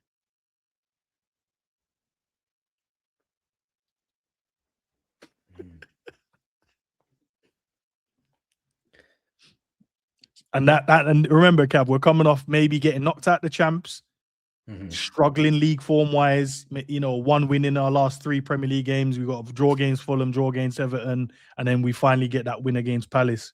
So we've got 5 points out of a possible 9. Do we go to Old Trafford and get 3 points? I think we do, because in my mind, I can't see a world in which Liverpool don't have something to play for on the final day. Maybe it's because we've just not seen it before. Maybe because we're always involved in final day dramas. But I just can't imagine that playing at home to Chelsea isn't going to have something on the line. So I think in some way we do beat United with a chance as long as other results go in our favour to get Champions League football. We just need a chance. That's what we need. We just need a chance. And then we round that off with a game against Chelsea at home. They beat us already as well this season. But this time we're at home. I think we beat Chelsea, man. Yeah. Final day of the season. I think that's not the final, I don't think. I think we got what? No, I think Brentford's our final game. I think. Okay. What we got? Let me just go. That'll be 32. Because Chelsea are a bit of a mess. Are there 2 more games after that? No, there is. So we're going to do this thing properly and do the up to the end of the season. You want me to go? No, because you screwed me over there. You got excited. So the last game of the season will be. I'll tell you the last. To be honest with you, I'm not so trying to see after Chelsea, we got Villa away and then Brentford at home. And those are teams as well, Cav, that are fighting. They are fighting, boy. Villa is in front of us by a point, but they got a game in hand. So if they win that, we're gonna have to try and catch them. And Brentford are trying to push as well, bro. So literally every team we have to play bar Palace. And I don't know where Palace is in the table, but they're all trying to play for something. A position in Europe, or a position in Europe, or a good finish in the Prem. I mean, everyone we play now has got something to play for, haven't they? That's the truth. Maybe Palace. I don't know how far they are in the European competition. So maybe when we do come around it, maybe there's a period where they might rest their player, or same with what you said. Maybe they're out as well and they're just pushing for something. Would we play them on is that a Sunday? No, 25th of April. When is the 25th? Calendar. Where's my calendar? So the 25th of April falls on a Saturday. Okay, so they would have played the European game on the Thursday. I reckon they would have played. If it is, because we would have been playing the Champions League game on the 14th, so that would have been the week before. So maybe the week before, yeah.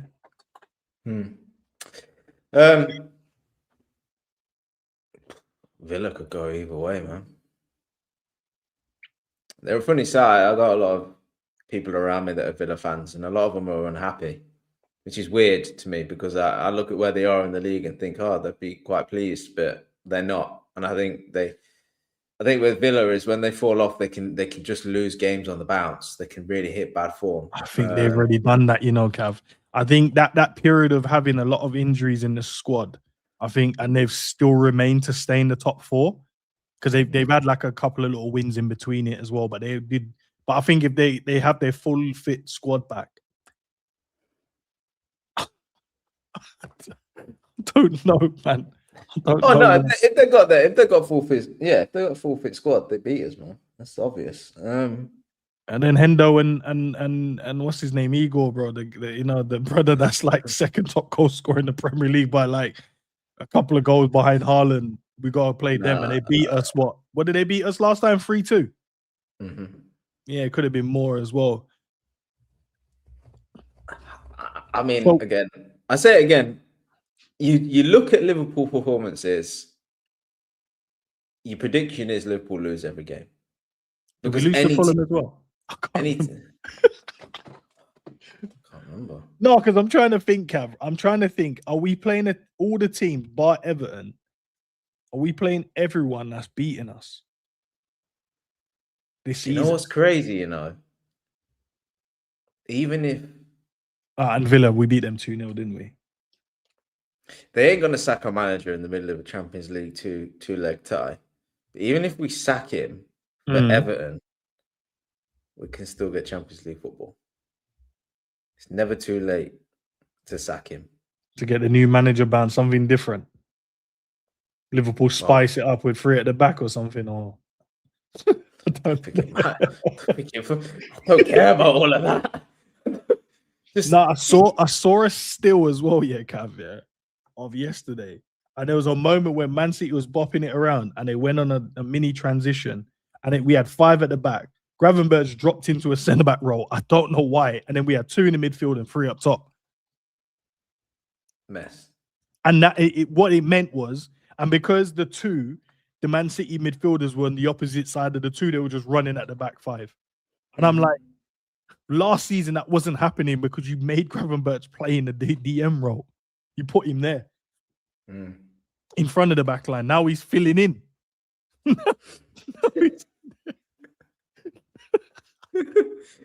Yeah, man. Heartless football. Nothing in the middle.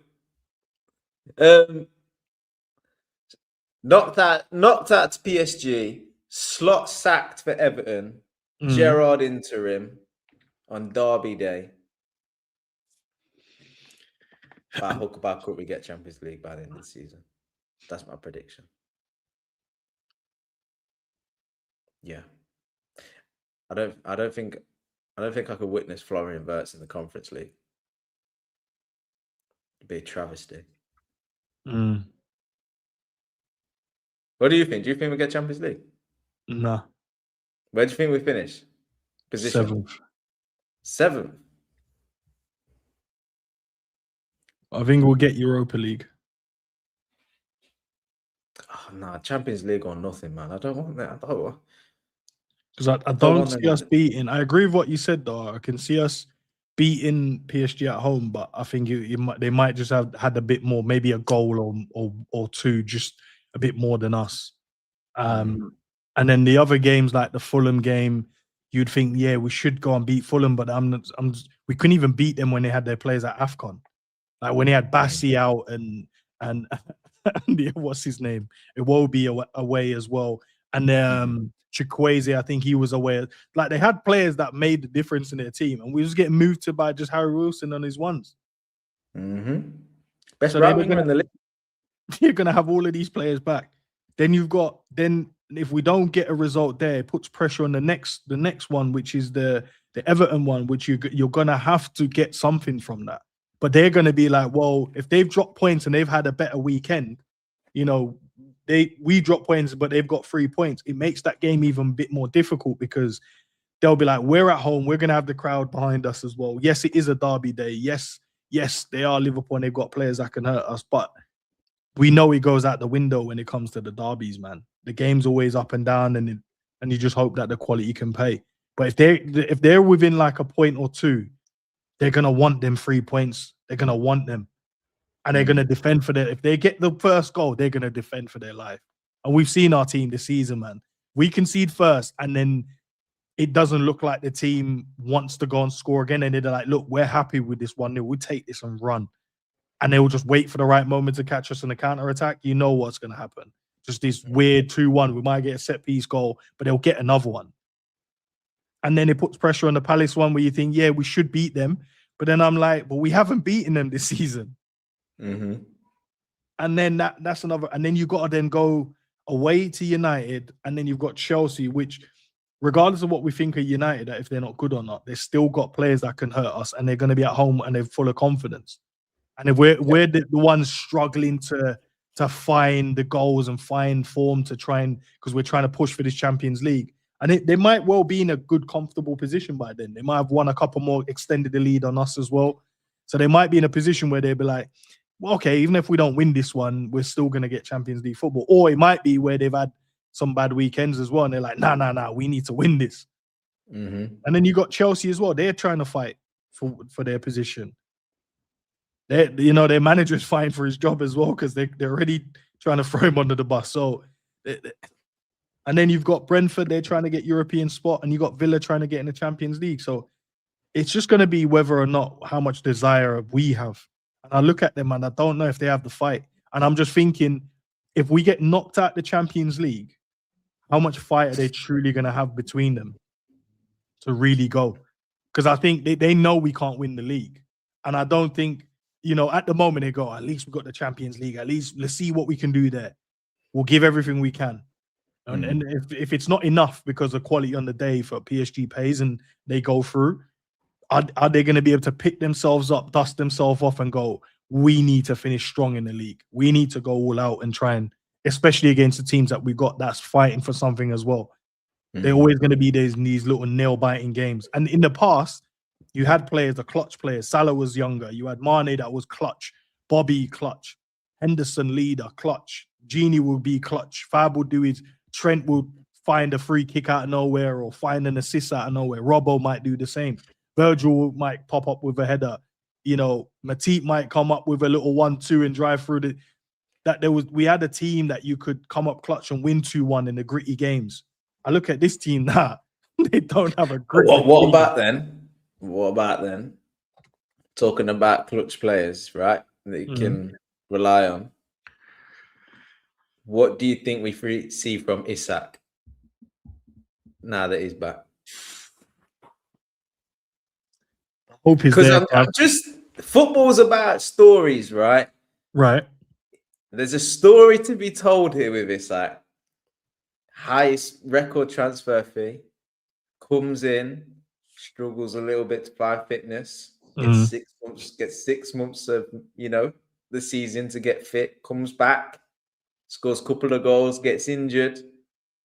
EKITIKE is doing the madness, swapping shirts and all of this and that. Isak comes back, balls out for the final remainder of the season, get Champions League. The whole season, we remember, is the Isak season, savior season. Saves us at the death. Maybe a little Champions League semi-final, final in there as well.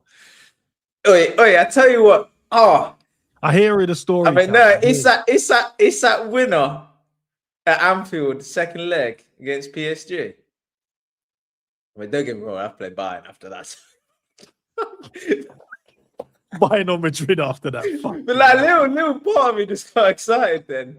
A little part of me just got excited. It's that second leg coming back, giving it them ones, and go through it. But then, Bayern, long.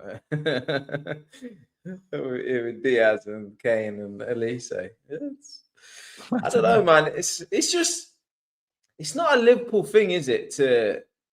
For this season just to peter out. There's got to be some drama somewhere. It's got to be. We're all on our feet as Liverpool fans, right? So we're on our feet, we're on our knees as Liverpool fans, right? With motivation. I ain't on my knees, but your face planted the ground, and you're even lower than everybody else, right? We are Liverpool fans. It's just, we're going to be drawn in somewhere. You just look at them fixtures towards the end of the season. We're going to be drawn in somewhere. We might be bitterly disappointed, and that is quite likely. But I don't know. There's just going to be something that just draws us back in, that gives us hope that we could possibly win the Champions League, or we might just get top 4. Might just be Isak scores in back-to-back games or something that just 6 points, just got us back in there. I just can't see Liverpool just as bad as we've been. And I know it's not the same Liverpool, but I just can't see there not being some drama somewhere at the end of this season. I hope it's PSG, because I'd love to go. If it's not, where do we go from there, bro? Say it's not the script that you're writing at the moment in your mind, the script of Isak coming back and driving us to a Champions League final, driving us to win the remaining games in the Prem. Say it's not that, Cav. Say it's not that, and say it's in the next 5 games. We know that Liverpool are not going to make top 4, top 5, and we're at the Champions League. What then? Where do we go? Well, they have to get rid of the manager, man. Of course they do. Just get a new manager, bounce on into that top 5 position, get Champions League, reassess in the summer. The thing with all of this is, right, if they change the manager, let's say they bring in Alonso, bring in Gerrard, and bring in Thiago as a little backroom staff, right? You can get a little something going there. Right? That would get the Liverpool fans on board. That would get us excited. That would get us optimistic. Then we start assessing the squad. Get a couple of wingers in the summer with Xhaka coming in, Leone coming back. I'm telling you now, we do them little things. Then we look at next season, and I swear down, I already know it. You'll be doing the first show of the season saying, I think we can win the league. I swear down. They bring Alonso in, right? And they replace Salah with a pacey winger with a couple more signings, a little 40, 50 milli signings. I guarantee you'll be saying we win the league. I'll tell you once I watch preseason. Once I see preseason, I'll see. I'll make my assessment then. There's no way this season starts with Wirtz and Isak in this team, and you tell me that we ain't winning this league. I know you ends. Isak's your guy.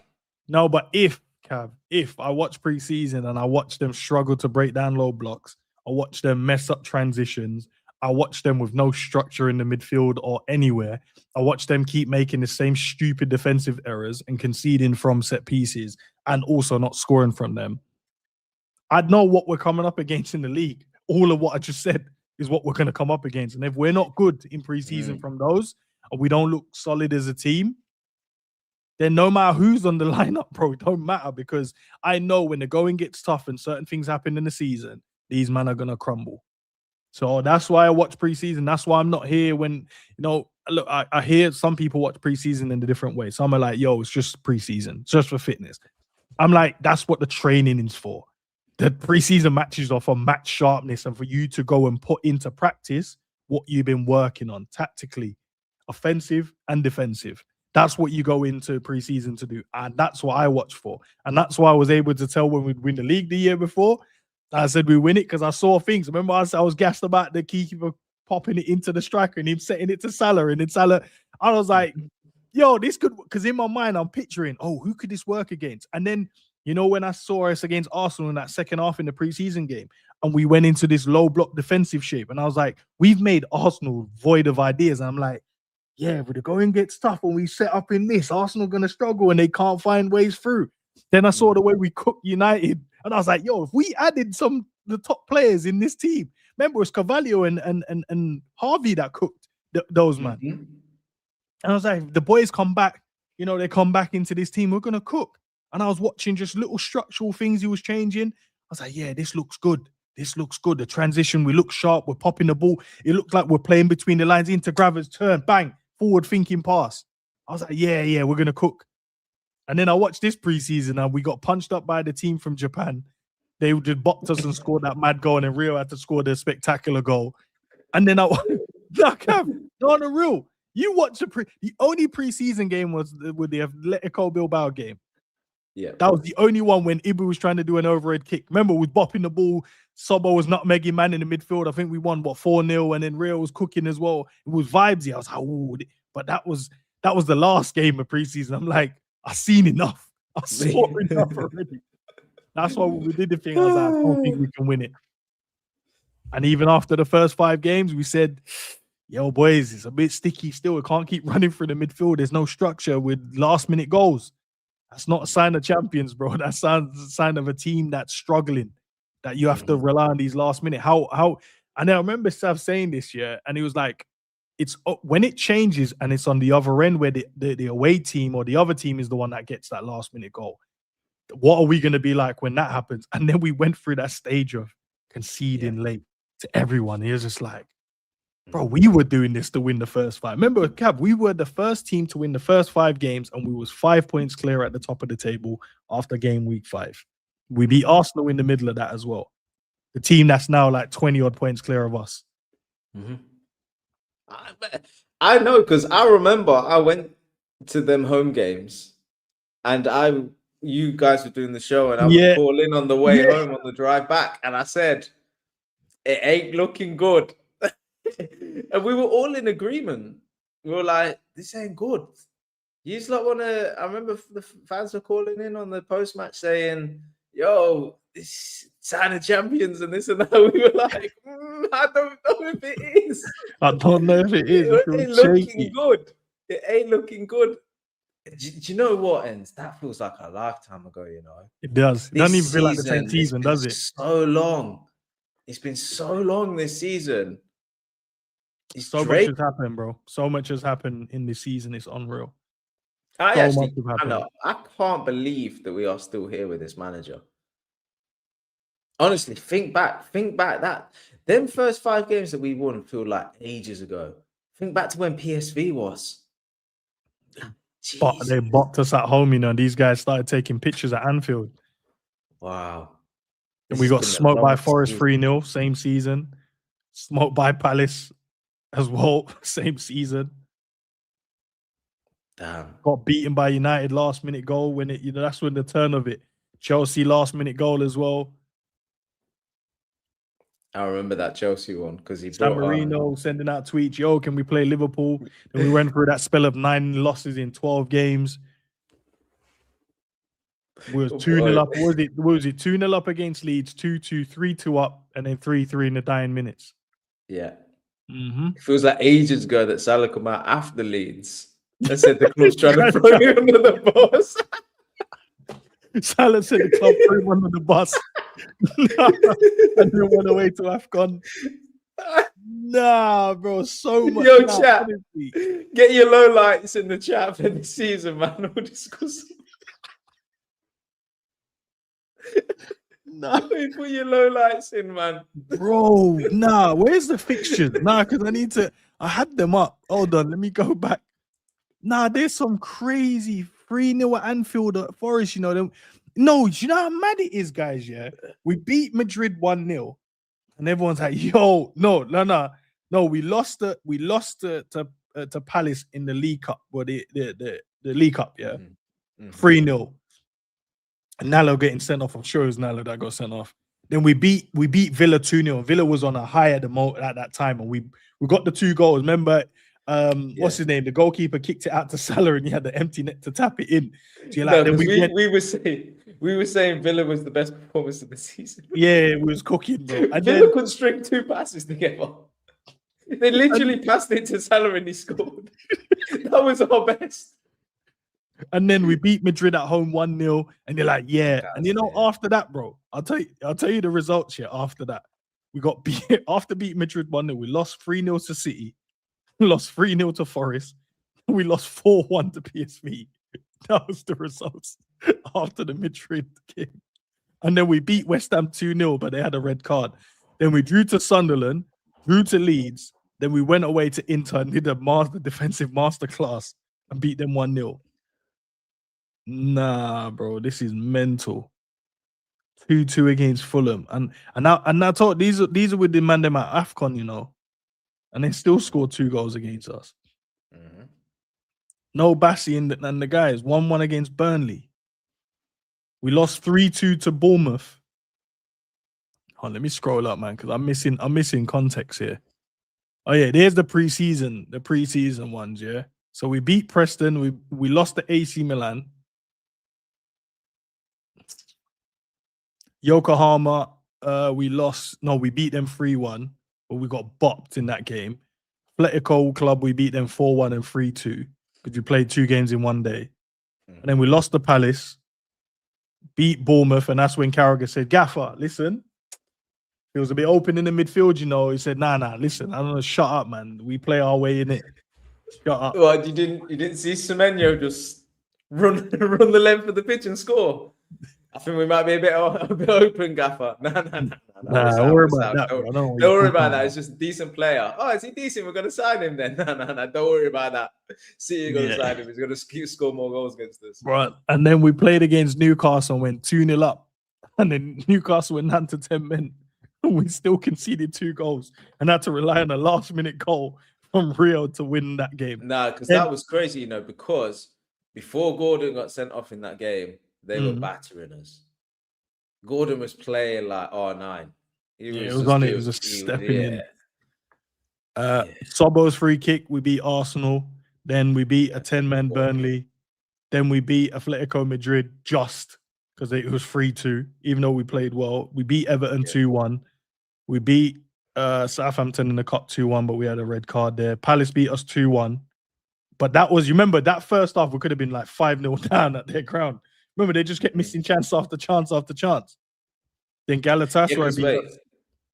We lost to Palace. The game before that was when Eki got sent off, right? Yeah, when he put his shirt up. Yeah, Eki got, we lost to Galatasaray 1-0. Wait, that's crazy. He put his shirt up, you know. In this season, a player of ours held his shirt up to say, "I'm that guy." I'm that guy, man. And it was, it was mad because Chiesa gave him the tapping of his life, bro, and he took the shirt off. And the Frimpong ran over like, "Yo, leave the shirt, leave the shirt." Frimpong tried to save him. Then we lost to Galatasaray 1-0 at their ground. Then we lost 2-1 to Chelsea, lost 2-1 to United. And you're like, yo, all right, cool. It is what it is, isn't it? Back to back. No, we lost 3 Premier League games in a row. Then we played against Frankfurt, beat them 5-1. You're like, all right, lads, let's go. And then we lost. Frankfurt, though, we did play well in that Frankfurt game. And I think he switched it a little bit with the tactics then, didn't he? And he went with the 2 up top. Yeah. And that was first time I thought, oh, maybe a corner's turned here. And then straight after that game, we lost 3-2 to Brentford. Yeah, so I was wrong. And then straight after that, we lost 3-0 to Palace again. And then after that, we had the 2 clean sheets, and I thought, okay, so yeah, the defense look a bit, we're better, boys, we're better. 2-0 Villa, 1-0 Madrid, and then as I said, we lost 3-0 to Man City after that, 3-0 to Forest, and 4-1 to PSV. Yeah. And then Salah crashed out on the 6th of December. Yeah, because that was a 3-3 against Leeds. Salah crashed out. And then the guys had no other choice but to rally behind the manager and say all the good things. And then we won 1-0 against Inter, 2-0 against Brighton, 2-1 against Spurs, 2-1 against Wolves, 0-0 Leeds, 2-2 Fulham, 0-0 Arsenal, 4-1 Barnsley, 1-1 Burnley, 3-0 against Marseille. And then after that good run of draws and wins, we lose to Bournemouth, beat Karabag 6-0, smoked up Newcastle 4-1, and then we got beaten by Man City 2-1, beat Sunderland, beat Brighton in the cup, beat Forest 1-0, beat West Ham 5-2, lost to Wolves 2-1, beat Wolves 3-1, lost to Galatasaray, drew with Spurs, smoked Galatasaray, lost to Brighton, lost to oh my days, bro. We conceded 6 goals in our last 2 games. And conceded and only scored 1. We lost to Brighton 2-1 and lost to Man City 4-0. And now we're up to date. And we now have left 1, 2, 3, 4, 5, 6, 7, 8, 9 games left. Right. 7 in the league, 2 cup game, 2 Champions League game. Now answer me this. Name 3 games we played well in this season. What? The Galatasaray 4-0? Yeah. For 90, like actual game, not spelled. Yeah. Nah, games. I said thanks for cheering me up, Ben. No, I'm just I thought the West Ham 5-2 was good, but I didn't like the goals we conceded. Felt like I think that game, I can say that was probably a 90-minute game. Maybe the Madrid one. I think that one I was like, I think to a man on the night, but then I think that they only played well because of Trent, bro. I feel like they just didn't want Trent to win at Anfield. Yeah. I think that was it. I felt like that was the reason. Other than that, they're just games of 20 minutes, half an hour, 15 minutes, maybe a half. But no full games. Maybe there's one I forgot, but yeah. The Karabag one, that's you expect though, innit, man? They're a shit team. But yeah, you A lot of the expect chat saying said Galatasaray Madrid, seems too Frankfurt, big. Gala, Frankfurt, Newcastle, Marseille. Marseille was good as well. But I don't know if that was Yeah, 90 because minutes. I think I don't know if that's we were 90. predicting to get beat by Smoked by them, innit? Marseille. Yeah. Yeah. Deserve it and all Newcastle that. won as well. The 4-1.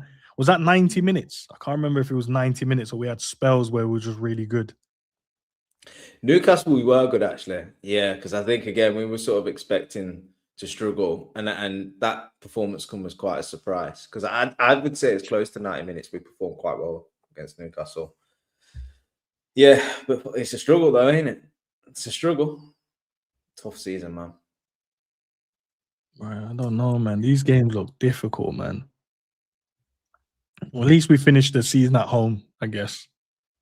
How many home games we got left in the season? So we're guaranteed 1, 2, 3, 4, 5. 5 out of the 9 guaranteed.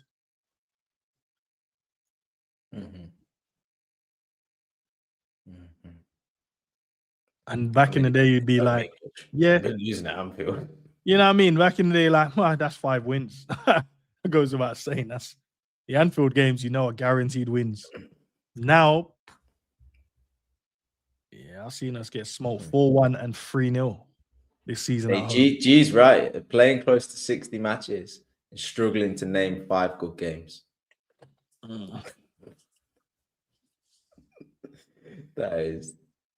That's telling, isn't it? That sums it up.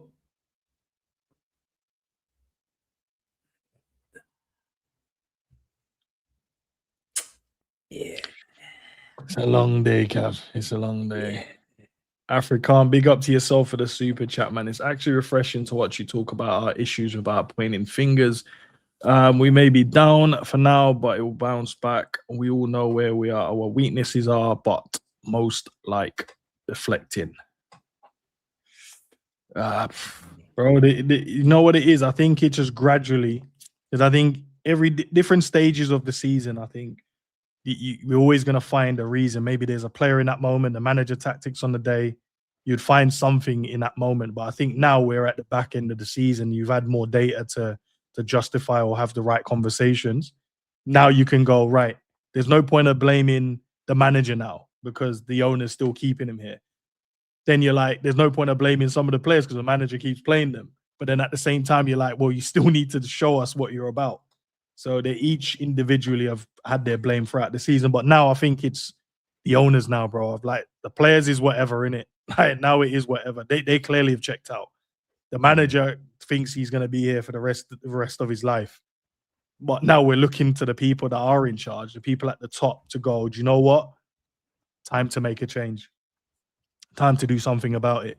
And we're waiting for them to do it. And they've gone, and we'll wait. Don't worry about it. We'll wait. And then we just keep hearing news about, it's in the next week, 2 weeks. We'll check in again. And yeah, look, he's got to win these games. And we're still here, bro. It could be a case that they know what manager they're bringing in. And that manager's told them, I ain't doing anything until the end of the season. I ain't coming in as an interim or not. Well, it won't be an interim, but I'm not coming in early to see out this season. I'll take the post up, but it will be from end of June onwards or something like that. Kind of fresh eyes. Could be that situation, yeah.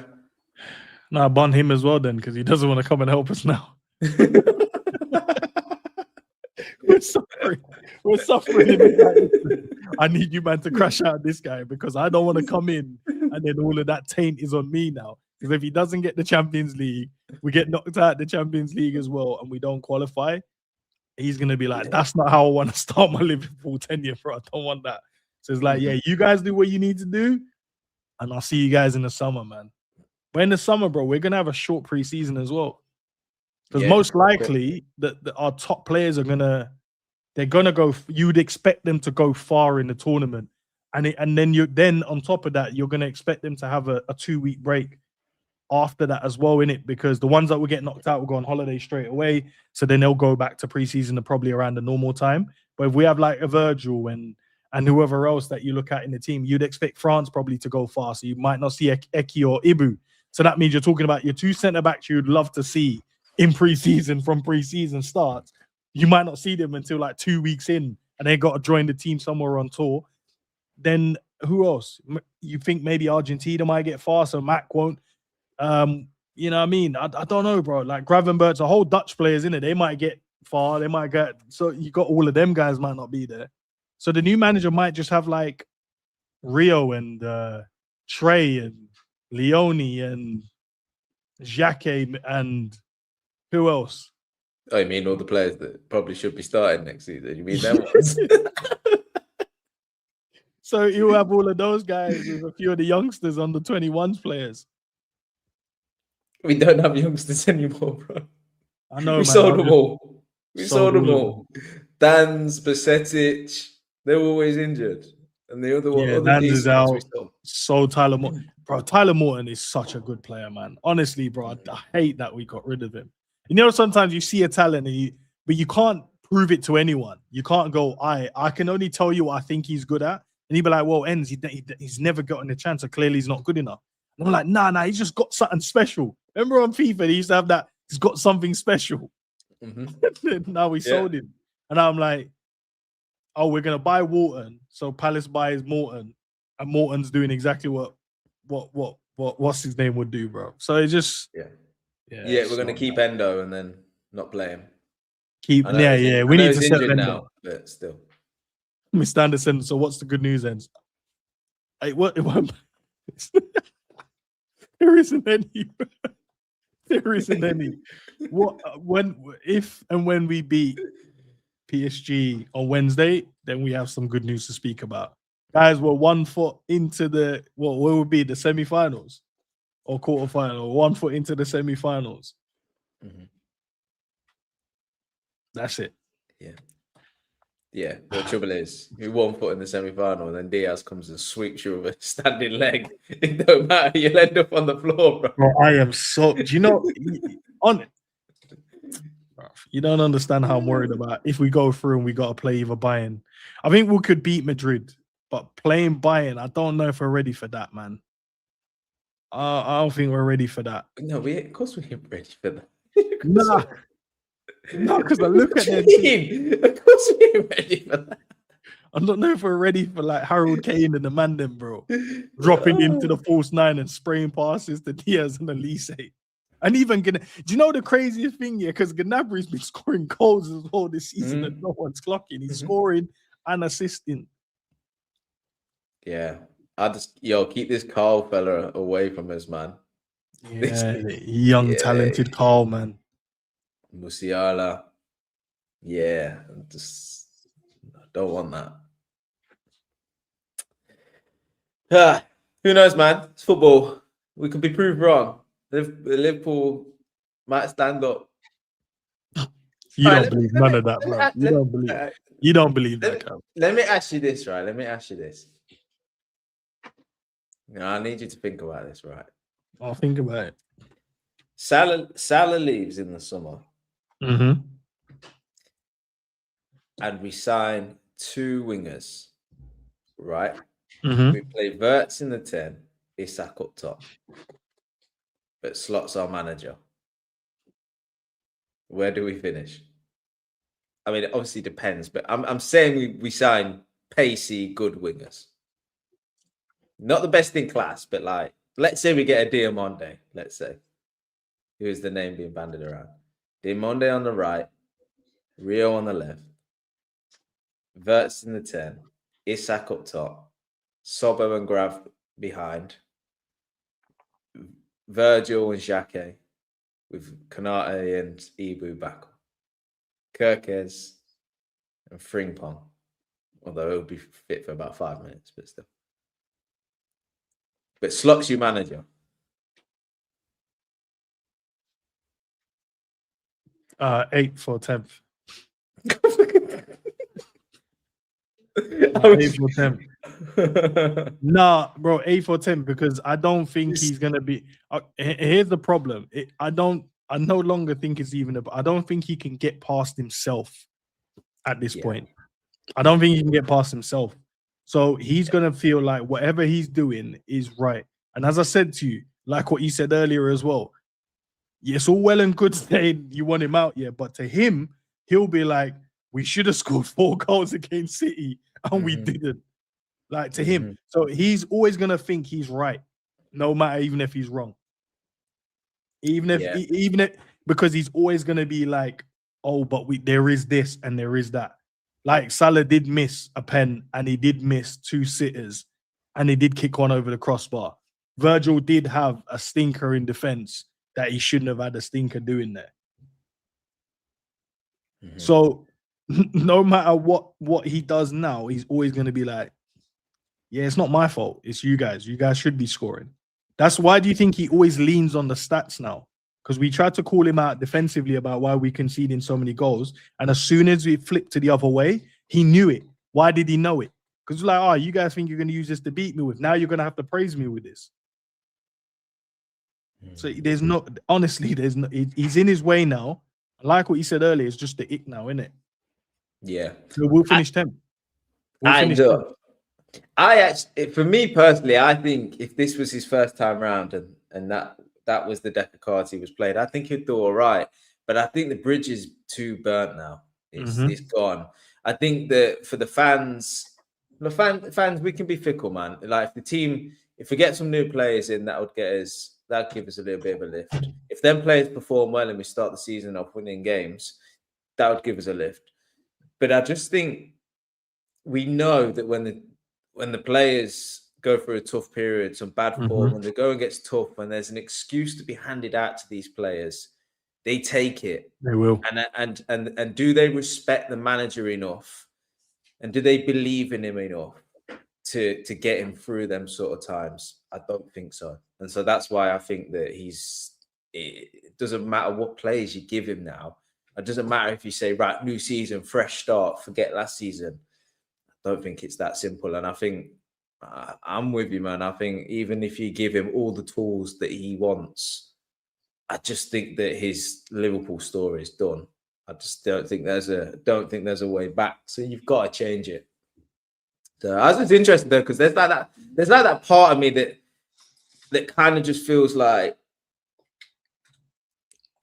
he's not had it sacked for a long time. The right back situation, Gakpo's not performed, Salah's not performed, Virgil's not performed, McAllister's not performed. And I get it, that ultimately is down to him, but then also these are top experienced players and they've got to hold some accountability for that as well. He didn't make Salah miss them chances at the weekend. He didn't make Virgil kick out and give the penalty away. That is on the players. But then equally, they're in a system that don't work, playing for a manager that doesn't inspire them or motivate them. So these things are the result of that system, I guess. So, yeah. It's just an interesting. I can't. It's just interesting. That's all. I'm just intrigued. I never like to just lay it down on one thing. So I think there's quite a few. A lot more to speak about. Yeah, of course. Yeah, I think there's quite a few things that are wrong at the club, and I think a lot of fans probably think, okay, change slot, get someone like an Alonso in, and we'll be all right. And I'm like, I don't know if that's strictly true, to be honest with you. Yeah, I said you got to find the right type of manager. I think you're always going to get that new manager bounce where there's something new to look at and a fresh pair of eyes to kind of see, okay, we was going wrong here, we could be better there tactically. Okay, we played against this team, these type of teams, this could be better against these guys. But once that settles and everyone goes, okay, what is this new manager like? What can we do to combat what the new manager is doing at Liverpool? Then it's about the other side that you can't really put down on a stats board or whatever. It's going to be like, how is he with the players? Is he arm around the shoulder? Is he giving them confidence to go the extra mile, the extra yards to show and show your real quality about you as a player? And we've seen that with Frimpong and Florian Wirtz just off the back of them going unbeaten at Leverkusen, and Alonso like really giving Florian Wirtz the platform to go and show what he's about. But then you're talking about other types of players in this squad, and they're coming off the back of a dreadful-ish season, you would say. But we don't know yet, because if they go and win the Champions League, they might be like, oh, there's something at the end of this rainbow. At least we've got the Champions League in a dreadful season. But if we don't get nothing at the end of it, you're going to need this new guy to come in and pick them up and go, I know we've had a bad season, but we need to go again. And what is he going to be like? What's that personality like? Because if you just get in a guy for the media side of it, which is, I'll get in Alonso, the fans love him, ex-Liverpool, he done well at Leverkusen, so yeah, he'll be the guy, but then he can't really uplift them and bring them up. And as I said, when I did that video, and I said, when the going got tough at Madrid, we can pray it up, cue it up, whatever way you want to say it, he did leave, bro. He did leave. Mm-hmm. Yeah, whether or not, like, and that to me was like, oh, so if it goes tough at us, what are we doing there then? Are we gonna just down tools and leave as well, or are we gonna fight and try and get through the hard times? At least our Slot is trying to go through. Wait, I tell you what, you have to give some credit to Slot for sticking around, you know. You have to give him a little. I know we don't want to. I know we don't want to give this guy any kind of credit, but you gotta give him that one bit that says he did stick around. Like he hasn't walked. You know, he has tried and stuck around, and he's here. I don't know what he's doing here, but he is here. He's trying to save face. I don't know why you like, you know, in this moment, right? When you're like, bro, we wouldn't even care if you quit. Like, it's not gonna be like, it's not, just quit, it's fine. But he's like, nah, I gotta save face. And we're like, nah, don't worry about it. Don't worry, don't need to save face, just quit. It's all good. It's all good. But yeah, nah, he did. And you know, I said on that video I did as well, I said, look, we have got a few players that potentially could have that ego, right? You've got EKITIKE that's coming and shown that. If you're going off of the media reports and saying Elise, he's got that nonchalantness about him as well. So you've got those two, right? You have got, maybe, I don't know what McAllister might be like in terms of can he handle that if he's not playing. Even Sobo's kind of shown Sobo's showing a little bit of like steered in the right direction. He's a brilliant player and mental to have. Steered in with the wrong guidance, he can act out, and we've seen it, you know, in the last game when he was gesturing to the fans at the end, you know. Like, come on, like, why are you guys leaving and that? But look, I'm not saying we have the same ego problems as like the Madrid players like that, but they're still footballers and they still want to win, innit? And if they feel like the manager isn't doing what he needs to do you know what I mean? Would we disrespect? The one clip I think everyone was going around when he tried to tell them to come over and support, like, obviously the Barcelona guys when they obviously won. Yeah, come over in it, and they were like, nah. It was what's his name that wanted to, what a lot of people wanted him to come to our club. I can't think of his name. Brazilian winger, Madrid. Rodrigo. Got the ACL. Rodrigo, thank you. Yeah. So he was like, nah, we ain't going over there.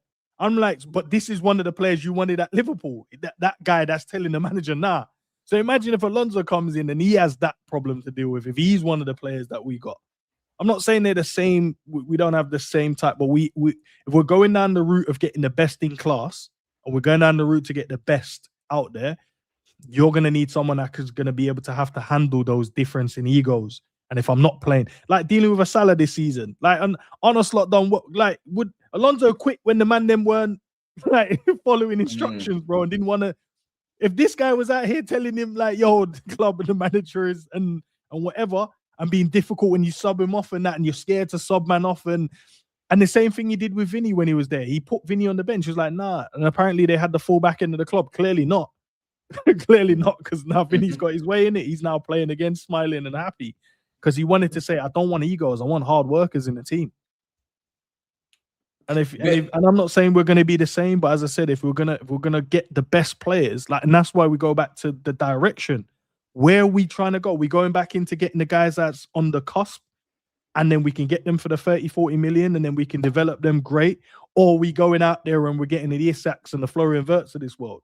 Because if we go and get them type of players, you're going to need a manager that can deal with those type of players. But let me ask you this then, right? Mm. When you look at the Madrid players, there's a lot of egos in that dressing room, and it's about managing them egos, right? Making them all feel as special as they think they are, but making sure that they stay focused Yeah. and perform the tactics that are being set out and perform on the pitch, right? Would you rather have that, or would you rather have what Liverpool have got? Where we've got a few personalities. Most of them are shy guys. Let's face it. Most of them are like, when the going gets tough, they're like, yo, I'm just there to do my job and that's it. Or yeah, your job's shit. So Go do it. Sometimes you look at it this season and you look at the dreadful performances and you're like looking at the clock and thinking, oh, 60th minute, 70th minute, 80th minute, nothing's happened. I can't lie, I'd take some of these ego pricks. Because at least they do something. Yeah, at least they try. Do you know what I mean? So there's that. We've got a bunch of nice guys. Gravenberch, I love him as a player. He's too nice. Nice, isn't it? He's too nice. And you see games when he's not nice, and you're like, play like this every game. Then when he was running man over in the midfield, and like, this is the level. Play like, and then he goes back to being cute, and it's like, yeah, Ibu the same. How can you be that tall and that strong and that fast and that nice? It don't make sense, bro. It don't make sense. Neat, bro. And that's what I said. There's certain quality of managers out there. And look, I'm not saying Alonso isn't going to be the right guy, and potentially could be, but I just look at the body of work he's done, which is great. Won his league, went on undefeated. He's made me see a different side of Florian Wirtz in the way he played him, the different side of Frimpong, the way he played him. I think he could probably execute that. But then when you took the next step up at the top club, big players, top players, and then you got to deliver when you have to deliver now. At Leverkusen, you got to deliver, but you don't have to really deliver. Bayern's there, you're like, we can pick something up, good. Next season, when the conversation happen again, it ain't going to be let's retain the title. It'll be like, let's try and keep some of our players. You know what I mean? But at Madrid, it's about delivering. When you come to Liverpool in the way that we're moving now, in terms of the spending power we just executed in the summer, you can't tell me spending 450 million, he comes in and it's not about delivering. You have to deliver. It's not wait and see, and we kind of know you're at one of the best clubs, the best club in England in terms of trophies won, the most successful club in England from a European standpoint as well. You've got to deliver, bro. And if he comes in here and the first sign of little, and I might have to feel like, this ain't for me, then I can't have a man now think like at any given moment, he might think this ain't right. He will though. I mean, come on. Like look at Florian Wirtz, right? Incredibly talented, right? Usually the best player on the pitch when we're performing. He will look at this, and I don't think he'll kick off. I don't think he'll make a scene. You'll just see it one day. Rumors to Madrid. He'll be like, what? And he'll be like, I'm telling you now, just go to his agent, no dramas. I ain't feeling it here. Let's just do what we find need a way to out. Negotiate and move out. Either way, it don't matter. It leaves us in a worse situation. So it don't matter whether the players are kicking and screaming or they're leaving out the back door quietly. They're still leaving. So it's like what you said earlier. We should be looking at the fact that Trent wanted to leave. We should be looking at the fact that Salah wants to leave. An alarm bell should be ringing. It's like, yo, we're all right with you going, but we're not all right with you being okay going. Yeah. That's the thing. We're champions. Our aim every year is to win league titles, domestic cups, and Champions Leagues. We've got incredible fan base. We now pay well, right? Why do you want to leave? Why is there a better proposition elsewhere? Because I get it. I get the Madrid thing. I do get the Madrid thing. Spain is warmer and nicer than England. Let's face facts, right? And it's a new challenge. I get that with Trent, okay?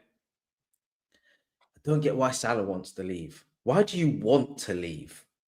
Answer me that. Is it genuinely that you're that aware of your own ability and go, do you know what? I'm a hindrance here, I feel guilty for that 400 grand a week because I can't perform anymore. I wouldn't be. I don't think it's that. I think the reality is he don't feel loved anymore. He knows that this is a different group of players. It's a different manager. It's a different board. This ain't the Liverpool that he's known and been successful in for the past few years. So he's like, I enjoyed my time here, but it's changed and I'm going to move on. But not we as fans, but the football club should be looking at that going, what have we lost in our culture? Why are we not the same? I know Klopp's gone and that's a big thing. But why has our identity gone out the door with it? That players don't feel like this is the place for them anymore.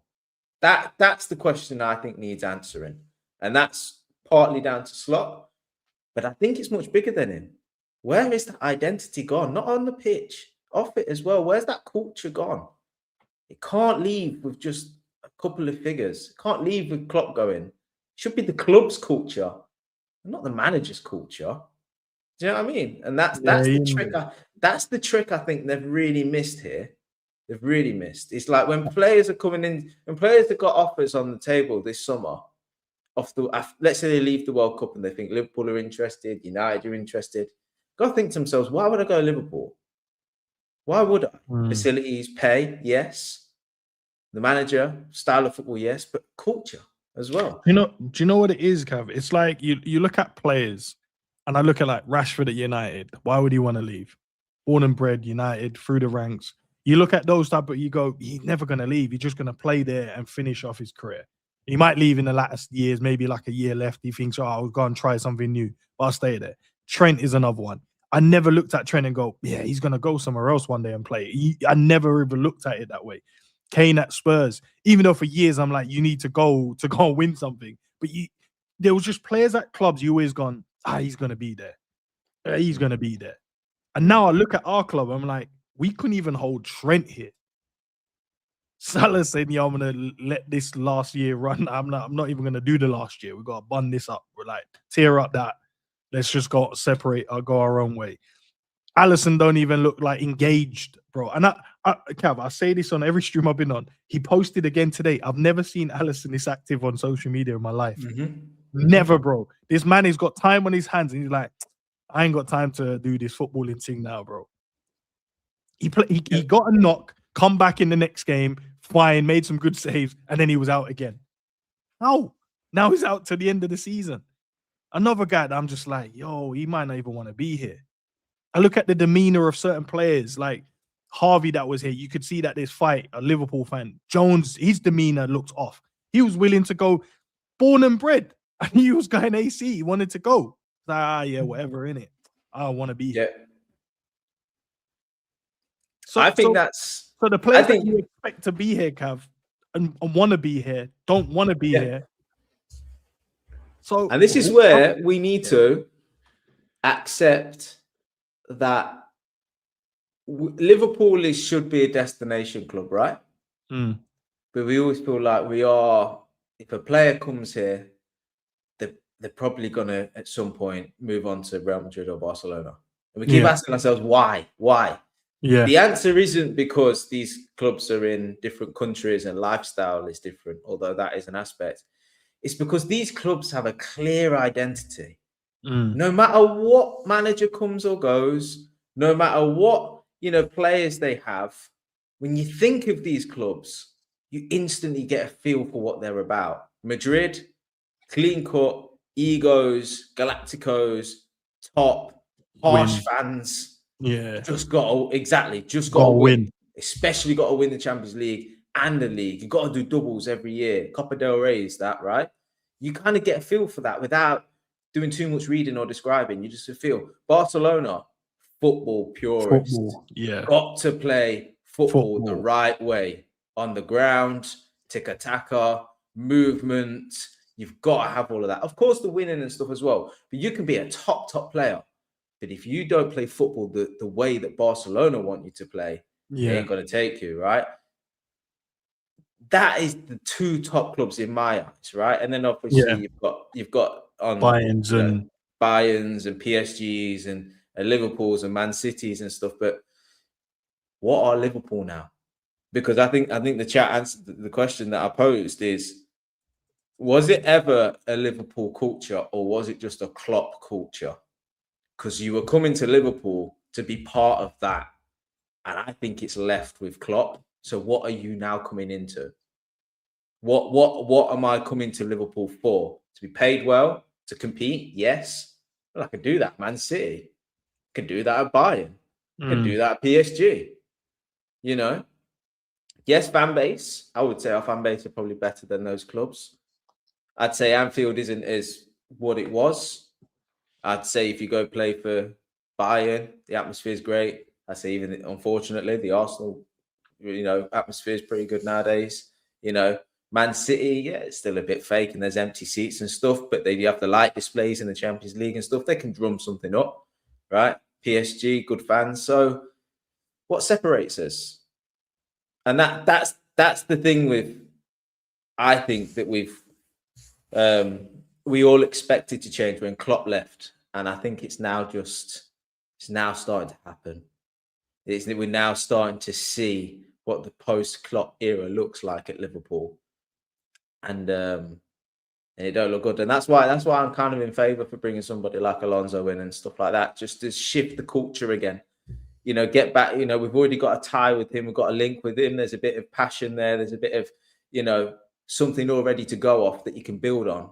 I don't know if he is that guy, because like you say, he did duck and run from Madrid. So I don't know, if that was just, if he'll learn from that, he won't do it again. I don't know. But this goes beyond slot for me. Yeah. This goes to the club's culture and what they're trying to build here again. And you can get rid of Slot, yes. But Slot should have been brought in knowing what this club is about. And he shouldn't have actually been allowed, or he certainly should have been advised to shift. Don't come in, don't do interviews like that. I know you think it, you're right in what you're saying, but sometimes you can be wrong for being right. What you're saying is true, but you're delivering who you're saying it to. You might just want to tweak that slightly. Fans ain't stupid, but you don't need to spell everything out to them after every game and prove that you're right, because we can tell that you're now just this is self-justification. You're basically telling us that you're right. It ain't your fault that you are okay and it's everybody else. Well, unfortunately, we don't support Arne Slot. We support Liverpool. So, that don't really work out. And it felt like as well, Cav, it felt like everything that we did was in-house. It felt like we was able to keep the lid on everything that probably was happening behind the scenes, but we kept a lid on it. So you never know what was going on. It was all in-house, dealt with on the day. There was no letting it fester and simmer and then boiling over. It was just like, right, who's got a problem? These two, sort that out now. Let's get it done and dusted. And it feels like now we're just able to let things just pester and simmer, and then it wasn't a big issue, and then became a big issue. For an example, when Carragher called out the lack of structure in the midfield, and it's a bit too open, it's not a dig. It's about, okay, if we identify this now, we can fix this early. We can identify this problem, fix it. Whether you see it as a manager or not, I would have gone, do you know what? Oh, that's the way you see it. You're a massive Liverpool guy. Played how many games for Liverpool, whatever, won the big trophies there, right? I'll take that into consideration. For me personally, as a man, I would have gone back and looked and gone, has he got a point? Because when you're in the game, you come off the back of a win, you want everyone to rub your ego a little bit. You want everyone to be like, reigning champs, and you come into the first game of the season and you've won 4-2. Yeah, Liverpool, we're looking good, scored some good goals. You're like, yeah, you want that. But then for me personally, I'll be like, okay, cool. Let me go and watch that back. And he's a man that's openly said he watches these games back. So I'm like, if you watch it back, you would have identified exactly what he said and gone, do you know what? We can't go away from that in the next game, especially with these games coming up, because we know he fixes it when it comes to certain teams. Against Arsenal, he fixed it. He did. Against Madrid, he fixed it. He made sure there was no room for any counter-attack because structurally we was set up in the right way. But for everyone else, he's gone, I'm just going to do whatever. And I'm like, but they don't care about us like that now. Like, we're champions, yeah, but the guys that was here making those hard yards and making those runs, that wasn't a pushover, the Nunes, the Diaz's, They're no longer here. They weren't just them two as a players. The Harveys that will come out and run around and play with his heart on his sleeve and stuff like that. That will give everyone a little injection here or there when we're down a little bit. It's not just them, but they're the catalyst. There was players in the team that are catalysts for certain things. Oh, if he's gonna run, I'm gonna have to run. Oh, he's triggered the press, I'm gonna have to join the press. Oh, he's putting his body in front of the ball like that, I'm gonna have to do the exact same thing. But when you lose those type of players and everyone's going, oh, he's not really trying, or he's allowed him to go past him, you lose that. And he didn't want to identify that is a big issue. He wanted to go, nah, I think my way. And that's why I said, even though he might feel like he's still got legs at Liverpool, but he's going to get, even if they decide to keep him next season, bro, he will get in his own way at some point. He'll get in his own way by making the wrong decisions when he doesn't need to, by overthinking it, by when he needs to change the team, don't change it. When he needs to put an arm around a Curtis and an arm around a Chiesa and an arm around an Endo. When I'm looking at the team and going, this team keeps running through the midfield. You get off the pitch, I'm throwing Endo on, because I know for a fact no one's running past Endo without a tackle, without him putting in a tackle in there. Whether or not he can keep up in the pace and whatever, people can make their own decision on that. But I know one thing, Endo is not allowing you to just run around in the park without him putting a tackle in there. Yeah, he's not going to do that. And but he knows his own ability. I don't have skills. I don't have this. I'm getting the ball and I'm passing the ball. I'm winning the ball and I'm passing the ball. I ain't trying to do nothing fancy, nothing cute. Give me the ball, pass it. Give me the ball, pass it. Win it, pass it. But then he didn't do that. He had these men on the bench just sitting there. When we were watching Cody, he keeps doing the same thing, and you could see the confidence was just dropping and seeping out of him. Like, just play real for 20 minutes. It's not a dig on Cody. It's about, I can see my player right now. He's a good player, but his confidence is it's diminishing. Play this guy for 20 minutes. You had a great balance with Diaz and Cody, because when one weren't performing, the other one would perform. When he didn't perform, the other one came back in. And it was just a balance in that. They were like, bro, when I come on, I got to prove. But he didn't do that. So then that diminished. Even Rio at that time, you could have got something out of him. A little bit of unpredictability, and then throw Cody in the mix to go and finish it off if that's what you need to do. When Salah was out here, can't beat his player on the right-hand side. Change it.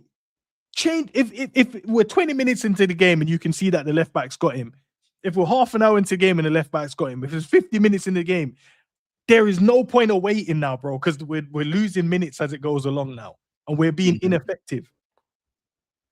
When what's his called got injured, when Isak got injured, and I was saying, why don't we just use Cody as a striker, play Rio, or play, even if you wanted to play someone else out there, Chiesa, for an example, as another winger out there, and then play Gakpo as another striker. At least that way you can switch between Cody and Eki. So you don't overwork Eki, and then Cody can come in where he's better suited at in certain moments through the middle.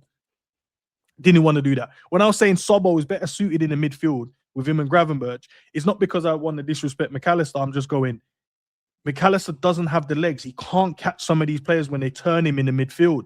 I know Gravers can, and I know Sobbo can. You put those two in the middle together, they complement each other perfectly. There's a balance there when you go, right, you two, I don't need you to go, protect us. You two stay here and protect us. But when there's moments to go, we can go. But I need you two. You complement each other.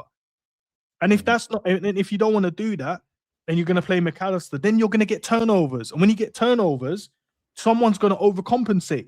Gravenberch, i.e. this season. If you look at all the steals this season, if you played an 11-a-side game, you can't cover both sides of the pitch. You can't. If you're in there on your own, you're going to get cooked no matter what, because the ball's always going to move quicker than you can, and you can't get close to players in the 1-2. We've seen the most simplest thing to beat a player in football is 1-2s.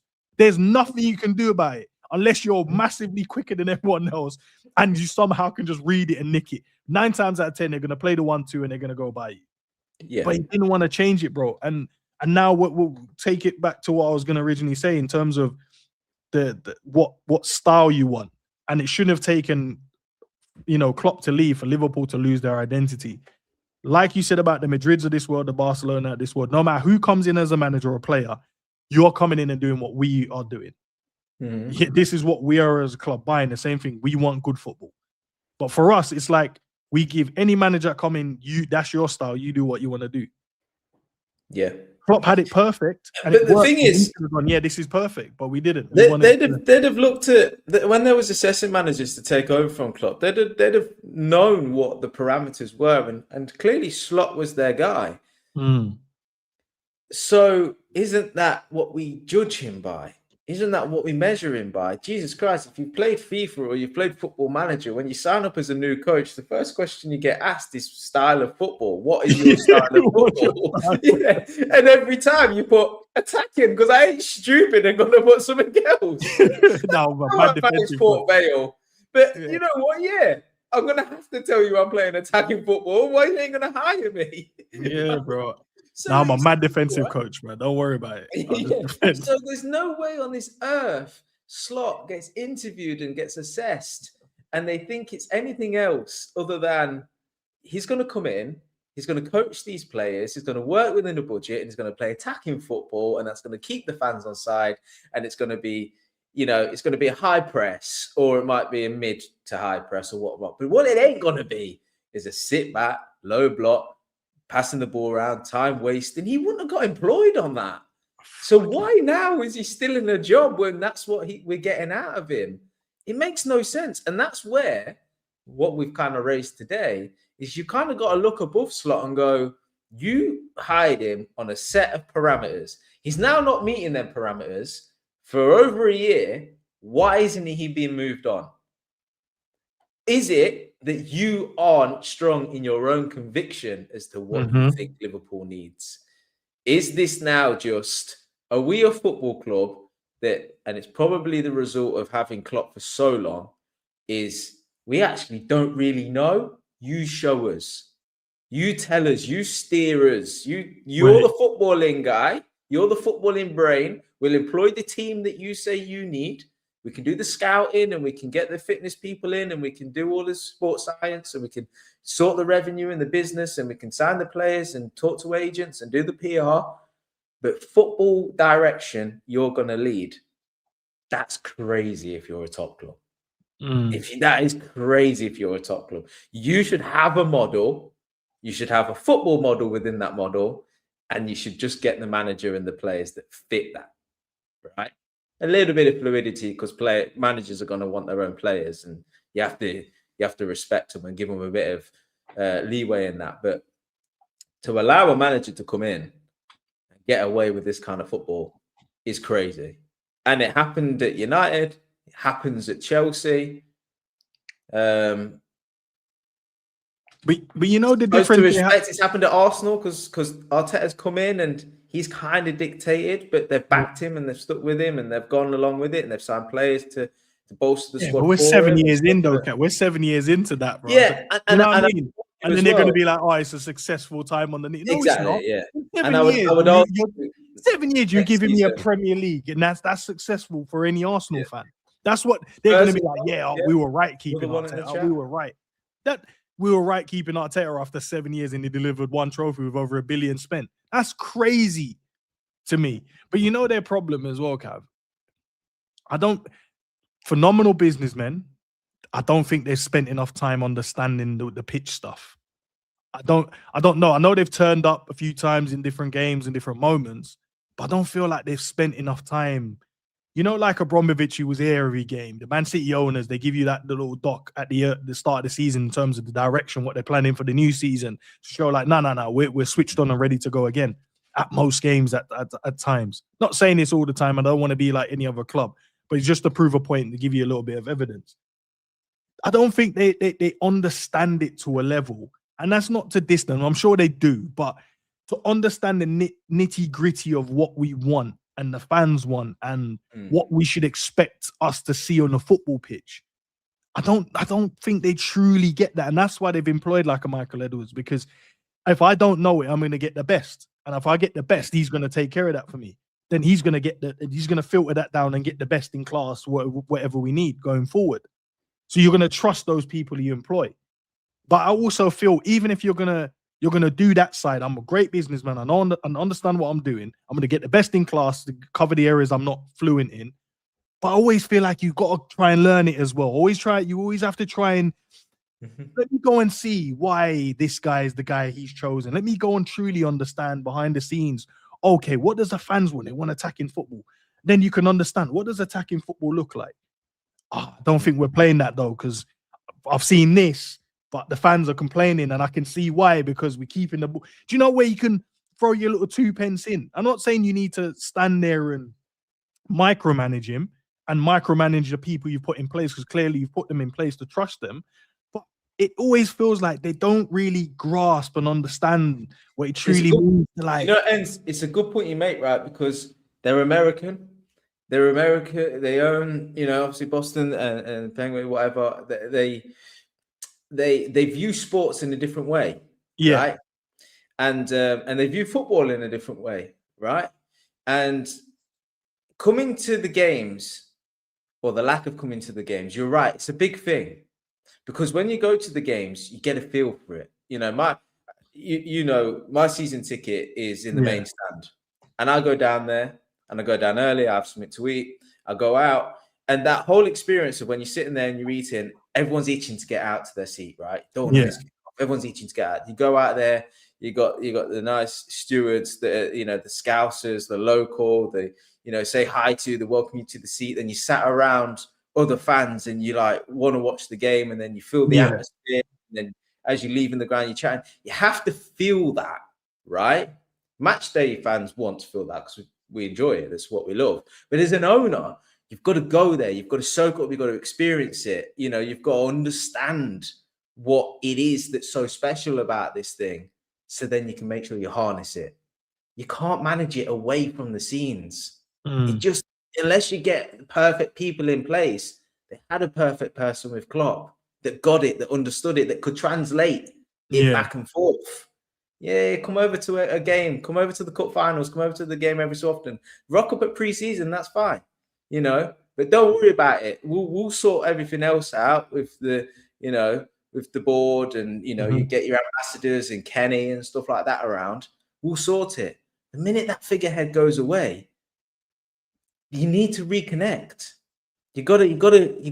Or you should have listened. There should have been a handover period. There should have been something that made sure you remember what's so important about this club. What makes this club special? What draws people in? What's getting us our revenue? Why are people still buying these £120 shirts? What is it? I think they've done it really well from the business side, but from the footballing side, I don't think they have. And it sounds crazy to say, because yes, we won a league title last year, and we won it with this manager.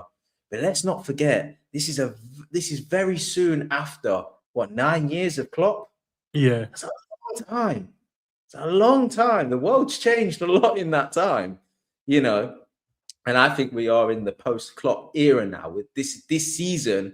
To me, when people say, is this what we should have expected after Klopp went last season? Is this a bit delayed? Yes, I think it is. And I know people don't like to say that, because it's a bit embarrassing that one man basically, with obviously with the support of the owners. Ferguson did the same thing though. Ferguson did the same for United. So is it? And I think that's why we're a bit embarrassed, because we've obviously we say that about United, and then we're kind of like in the same boat. And don't get me wrong, we've got opportunity to steer the ship back in the right direction. But I think that is the reality of things. I think on evidence of this season and the back end of last season, I think we are evidence of a club that are really, this is what we are now without Klopp.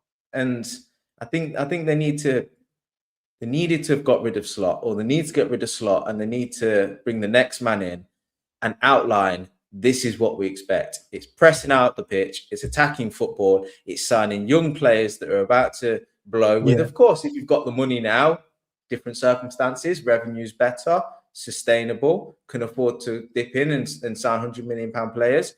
But they're one or two, and if they come in, we've got to make sure that they're the anomaly and they integrate into this squad and this and that and this and that. They've got to make sure that they get those things right now. This summer's going to be crucial for that. Is getting that identity back. If they do that, Liverpool will be fine. They'll be sound.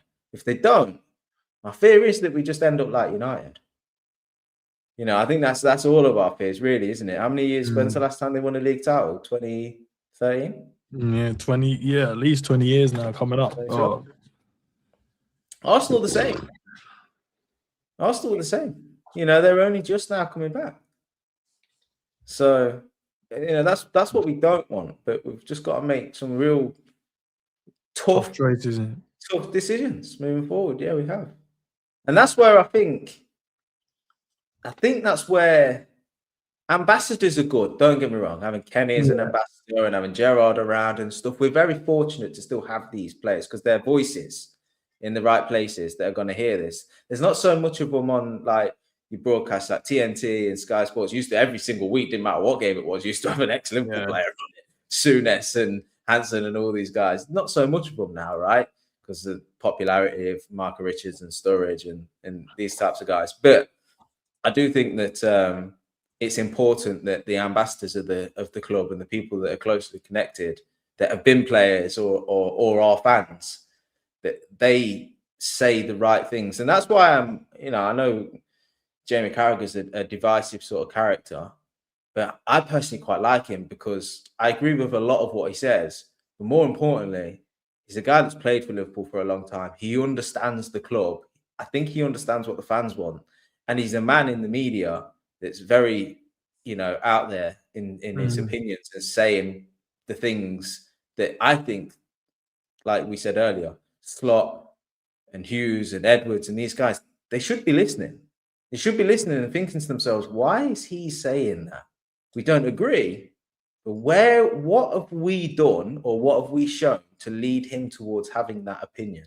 Watch Gerrard on the overlap and the things he's saying. If you don't agree with him, listen, he's Steven Gerrard, Why? What is he saying? Why is he, he spoke a bit about Mo and he spoke a bit about, the reasons why we're having trouble this season and stuff. Listen to it. Listen to it. This is key not inside information, but this is key information. This is your direct link to the fans who are ultimately your consumers. That's what the club even getting him getting him in. Like, I'm just looking at it now, right? And I'm like, the fans love him. And you don't think at the moment, even if it's not from a manager standpoint, but bringing him in for something like, just, I don't know, you create a role, a stupid role, whatever, just bring him in for the remaining of the season, just to Klopp did it so well. I mean, Gerrard was the unders coach, wasn't it? Under 18s, yeah. Klopp's not stupid. I mean, he's very famously come out and said that he will identify where his weaknesses are and bring people in to take it on. He's got a throwing coach and, the medical side of it and stuff. He brought the relationship with Gerrard was quite developed. Don't get me wrong. It's not as straightforward as just bringing him in. He's obviously already connected to the club, but Klopp wouldn't have been stupid. He'd have brought him in knowing there's a role for you. But what's equally as important is you're just around. Yeah. I mean, like that's equally as important. And they're the key things that stats won't tell you. When you're looking at business models, there ain't going to be a result that you can directly correlate to bringing certain personalities in. But that's where you have to have more of your wits about you and think, right, trying to build culture, trying to build environment, trying to build, pay homage to our heritage and things like that. You bring these personalities in, find a role for them. You might not justify it on your overhead and what you've got to pay them. And it'll be very hard, like I say, on a spreadsheet and on a financial standpoint to look at it and go, can we justify having him? But there's that thing of, yeah, probably not. But he's good to have around the place, though. He's a good influence. Will boost a certain players, certain mindset, certain way they carry themselves. When they're walking around the building and there's certain things that they might have done, they're like, ooh, would Gerrard have done this? Yeah. Do you know what I mean? Just having certain figureheads around, just overseeing, overlooking, not even saying nothing, not judging, but you might make better decisions in certain things. Am I training longer? Am I training with the intensity I should? Or you might see his face and he might be like, oh, I don't think you pulled out. You should have done better there, or little things. But I feel like, yeah, man, we've lost a step. And I think, honestly, Cav, I think this conversation is going to age really well. And be good to see what decisions they make in the summer. Because I honestly believe it has to be the right one. You have to get the right man in. I don't want to get no PR guy in. I don't want to get the fans' favorite in. I want to get the guy in that you honestly see a future with. You honestly think this is the direction of the football club, and he's going to be the perfect guy to lead. And we're going to throw as much as we possibly can behind it to make sure we go and get the success that we should give these fans, because they've been nothing but loyal. The fans have been nothing but loyal, home and away, traveling, buying the merchandise. There's a reason why the revenue is up, because you've got loyal fans. Revenue wouldn't be high if you didn't have loyal fans just running around spending the amount of money they're spending. So how can we best suit both parties here? And I'm telling you now, and these are the key things. Like, we've done a lot of talking over the course of this year. Of course we have, right, on your channel. But like, for me, Slot has missed real basic, simple things. Tactically, play selection, where you don't put Sober at right back when you've got a right back. You know, maybe take Salah off when he's not performing well. Don't drop Grav into centre back and take Ibu off when you're chasing the lead. Obvious things, right? I think we joke about the coffee bar. I now don't like sliders because I think it's a bad influence. But little things, like we've said, get these players in. Like, no training no music in the gym anymore. You're not performing, no music in the gym. So that's going to make you feel like you're coming here to work. You're not coming here for vibes. You're coming here to work until you earn the right to be able to have music in the gym again. Coffee bar, shut. 2 weeks, lockdown. No more coffees. You want it? Bring it from home. No photo shoots walking in. And I thought another one as we were speaking, right? If I was Slot, I'd be ringing like Souness and Hansen and Kenny. Just come, whatever it is, make it up, PR stuff, whatever. I want you around the AXA for the next week. Because I want them players that have been losing these games and not doing the hard yards in games and being outran by Spurs and outran by Sunderland, right? I want them to walk past you in the corridor knowing that you're a legend of the club, knowing they've just put that performance in. I want them to walk through that corridor with their head down, which would never happen, obviously. They're very respectful. These guys see each other all the time. But there needs to be that thing in them that goes, oh, I feel a bit, I know I won't go at the weekend. Yeah. I know I won't. Because that's then what's going to hit them hard inside. Then they're going to go, fuck it, yeah, let's train hard today. I don't like that feeling of walking past the legend of the club knowing that I did not perform last time out. That's not a nice feeling. But that's just an easy little thing you can just do as the manager, you know. Or there's times where players, they have been working hard. They have been doing the hard yards and they've just not got the rub of the green. Right, close off the AXA, no inside training, shoot. Let's just band together and let you build a brotherhood. Just me and you guys. 25 of us here, all of us together. Or take them away on a trip or whatever it is. These are the little things you've got to do to manage that aren't difficult. But our manager does not have that skill set. And I know we don't see everything. Maybe there are things he is doing. This is where the seasons fell down for me, is these players are not motivated. They're not inspired. And I think it's because they're being given an easy ride by this manager. As well as the manager making stupid decisions and then doing these interviews before and after the game, they've lost respect for him. And this has culminated into a shit show. And that's the trouble. That's why discipline and structure in businesses are so important. They're so important. You've got to set a culture. And if you're an elite club, it's so important that culture is the right one. Discipline is on point. You've got to have these figureheads in. And we always talk about Henderson and Milner and the influence they had on the squad, but it's not just them. It can be more than that, you know. And this is where, for me, massive. If I think this is a fan, and I know a lot of fans have spoken about a lot of these points, surely the club's got to be looking at this. Surely they have. But then when they're doing round tables with this manager and they're keeping him, I'm thinking, it's such a disconnect here. They're running this like it's just any old club. And do you know what I mean? Like, oh, don't worry, we get the right people in and we sign the right players and the statistics line up, it's going to result in success.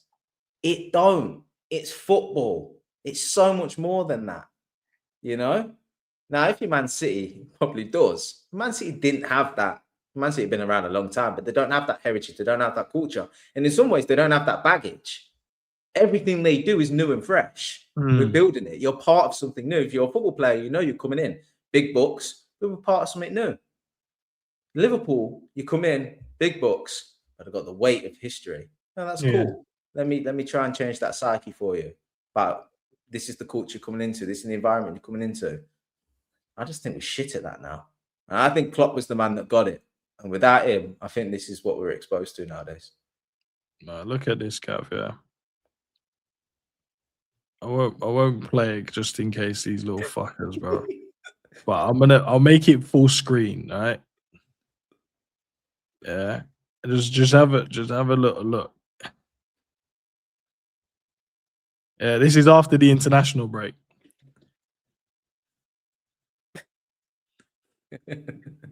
So Cav, this is after the international break, bro. This is after like Liverpool season's been in the mud.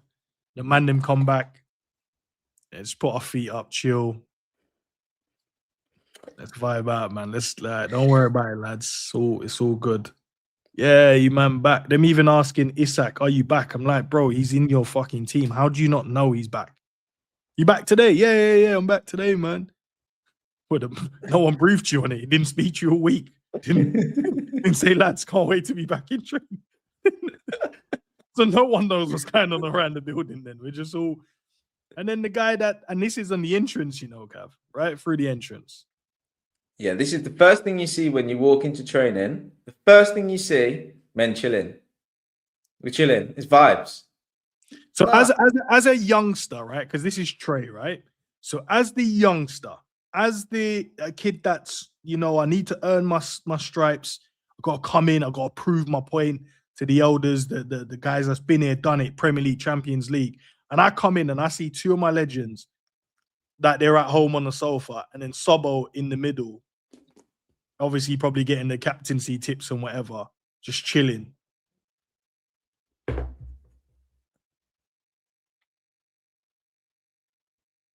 Yeah, this is what we're in. G said, you man about what should they be doing? In the gym, G, I don't give a shit, but not putting your feet up. If the season's going all honky-dory, bro, we're at top of the table and we're vibing out and we're smoking everyone. And these men are coming off the back of the international break after being at the top end of the table and whatever and vibesy. Yeah, like we're about to win a Premier League. Cool, feet up.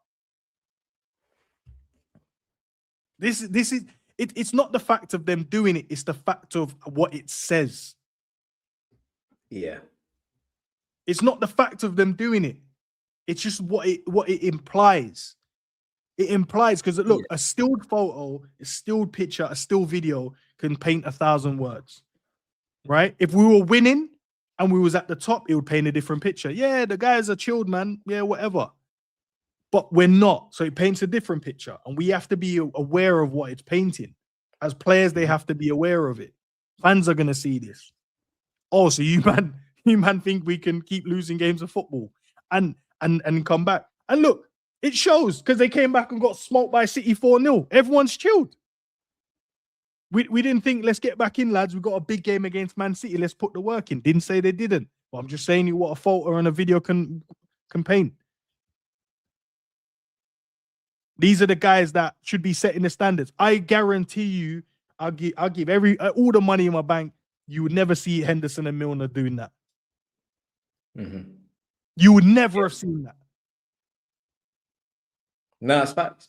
It's facts. You never have seen them two, man. I even saw Henderson try to kill the best video I used to love watching on YouTube, which was Wingmen, bro, with Trent and Robbo. And he nearly killed it for me because he came in and did the whole, oh, yeah, like, how long is this video going to be for? I'm like, bro, don't kill the vibe, man. These it's jokes, but Trent and Robbo's Wingmen videos were jokes. Then he goes, yeah, I don't know. They was like, oh, if you lose it, you got to put a video in the prank. You got to put a message in the WhatsApp group. And he was like, yeah, but we got training though, guys, in it. So can we like hurry this up? So I'm like, bro, why are you trying? But that's what we had. We had that guy. He was not having none of this jokey shit. We got work to do. Nah, bro, but my two legends are chilling, bro. Nah, it's all right. Who cares, man? Who cares, Cav? Who cares? This is one of the future footballers that's about to go and hit the world and he's looking at these man should have been in the where you know when you're running like, oh, Yeah. Salah and them man, they're in the gym. Oh, let me run in there.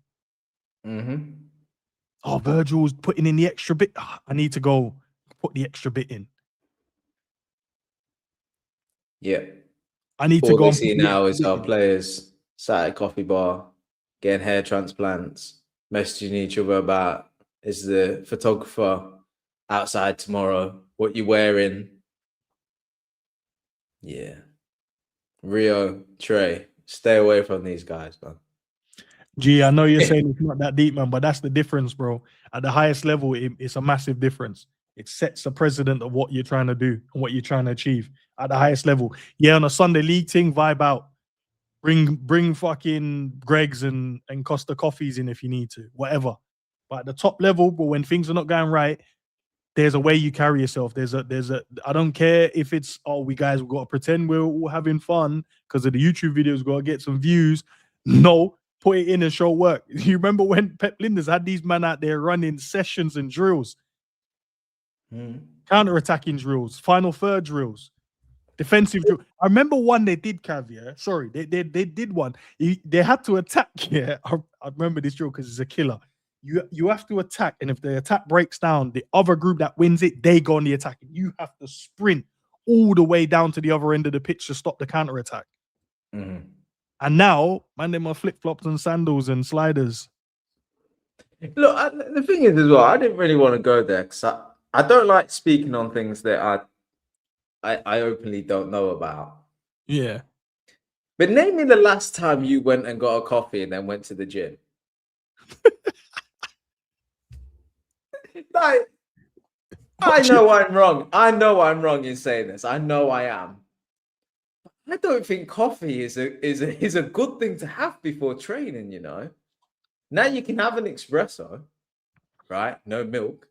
Okay, I can reason with that, right? Bit of caffeine boost. But I've never heard a PT or watched any video or been to any gym, right? And been made aware that coffee is recommended before training. Cav, I'll tell you, I will tell you what, and this will make a perfect point, yeah. I go to David Lloyd's, yeah. And all right, Ends. Money back then. He didn't need to do that, Ends. No, God. What I'm trying to say is, Cav, just making those pure gymmers still poor in that. No. My outside world business does well. But what you see is, Cav, is people, they will have a coffee and they're chilling and relaxing. I'll read my book and then I'll head up to the gym. That's not a situation for these men to be in. What do you mean? What do you mean you're chilling and reading a book and relaxing, my feet up, and I'll drink my coffee and then I'll, you know what I mean, and I'll wait and then we'll go up to the gym and we'll put the work in. Your mindset is already off. You ain't coming to work. You've already slowed down anything. Now you got to build it up again. No. We ain't doing that, bro. And that's what I'm saying. I only see guys that I've got, like, they're probably working in the space for the day and they go, yeah, I'm going to get a coffee, chill. Then I'll go to the gym, then come down. I might do some work in the laptop. Cool. In the office spaces. But you, man, are athletes, bro. No, don't just, you come in, it's training time. Go and get your fuel up, head to the gym, go into the other gym if we got to do some stretches or whatever. And then we're heading out straight. Get changed. We're ready to go now. Let's go and get the ball and play. Let's go and run some drills. But these man, and I'll show you guys again. This is what these men are doing, bro, before training. This ain't after training. This is before training. Say, man could be hating on them. I know there was gonna be people like, oh yeah, nah, they should be to do what. I'm like, yes, but you have to look at the optics, guys. If we were winning and we were top of the table, cool. Yeah, but jam up pre-workout, right? You take pre-workout, within 10 minutes, your face is itchy. You need to go and train. You need to go and lift weight. It ain't the same as coffee. You gotta go and lift some weight. And it's not about dissing them. It's just about to show you how it looks. It's not about telling them they can't do it. They of course they can do whatever they want. They're grown men. They can go and enjoy themselves. They're footballers. Great job to have. Great lifestyle to have. Plenty of money. Do your thing. Crash out. But from a fan point of view, how it looks to the fans, and it looks to the fans as if it mattered this much to you guys, man can't be that comfortable in the chair, bro. I know the life is good. I know you're a footballer. I know the bank account is great. I hear it. But listen, there's fans out here crashing out week in, week out. That's traveling up and down the country. And then they log into insider training just off of the international break where you're like, guys, you got to come back and deliver, man. Come on, guys. And then you come back and you see this, and then you wonder why we got smacked up 4-0. Yeah. And in the same way that we used to speak about youngsters when they first turn professional and they start making good money and they start buying nice things. They have to be managed, because you can have the nice things, but you can't let it distract you. And what you can't do is start buying your own hype. And you start thinking you've made it. Now's the time to put the work in. You've got your contract, yes, well done, congratulations. But you've got to put the work in. You've got to have that work-life mentality, right? We used to speak about it in that way. This is a similar type thing, but this is like new age. This is the evolution and the rise of social media and people wanting content and people wanting exposure to the players. You've got to just be smart about it and think about what you're then putting out. In the same way that we don't show these youngsters, I don't even like the fact that we have the videos of the players' cars coming out and stuff. I'm thinking, I don't want to see that. Fucking perform on the pitch. I'm not trying to look at what car you've got. But all of these things that we're given and all of these things that are shown and we're exposed to, the club and the players, they've got to be smarter than that. If you're performing well, right, it's like an extra thing. Imagine Liverpool are top of the league, right? And gonna go through in the Champions League. Them sort of videos are like, we look at it and go, we are so good at football and we can afford to be relaxed. We must be even better than good, kind of thing. You know, we do this stuff in our sleep. That's the message it would send, wouldn't it? But when you're losing, that ain't a good look. And that's where you can't just be that arrogant and go, this is what we do, win, lose, or draw. This is the environment we created. We're going to record it and put it out on YouTube, and the fan sees your exposure. Take it how you want. That's basically what they're doing. And then some fans probably like the exposure. They like seeing the players. Of course they do. And they probably like seeing the fans, the players getting along and having a good time. Yeah, yes, 100%. But there are also fans that are looking at it going, I don't want to see you vibing out. I don't want to see you having a laugh. I don't want to see you having a good time. To be quite frank, I don't want to see you having a good time because I've had a year of shit football. You pissed me off for a year. I don't want to see you having a good time. So I want to see you training and working hard. Read the room. Yeah. They're not reading the room, man. I feel like that's what I said from top to bottom. They're not reading the room. As I said, look, we're not saying the man them can't have fun and get along, and we understand the media side of it. They have to put these type of videos out. It's a must, in it, for all sections of the fan base. But when you put these type of videos out, understand if you're not winning, it might be portrayed in a different way. For an example, if Liverpool weren't doing well when the wingman videos were out, I would never have enjoyed them as much as I did. Because it was just a vibe. I saw how close Robbo and Trent was, and the competition between them about who's going to get the most assists. So I knew going into the game, one of them's getting an assist in the next game, which is going to be a massive plus for us because that means we'll get a goal from it, right?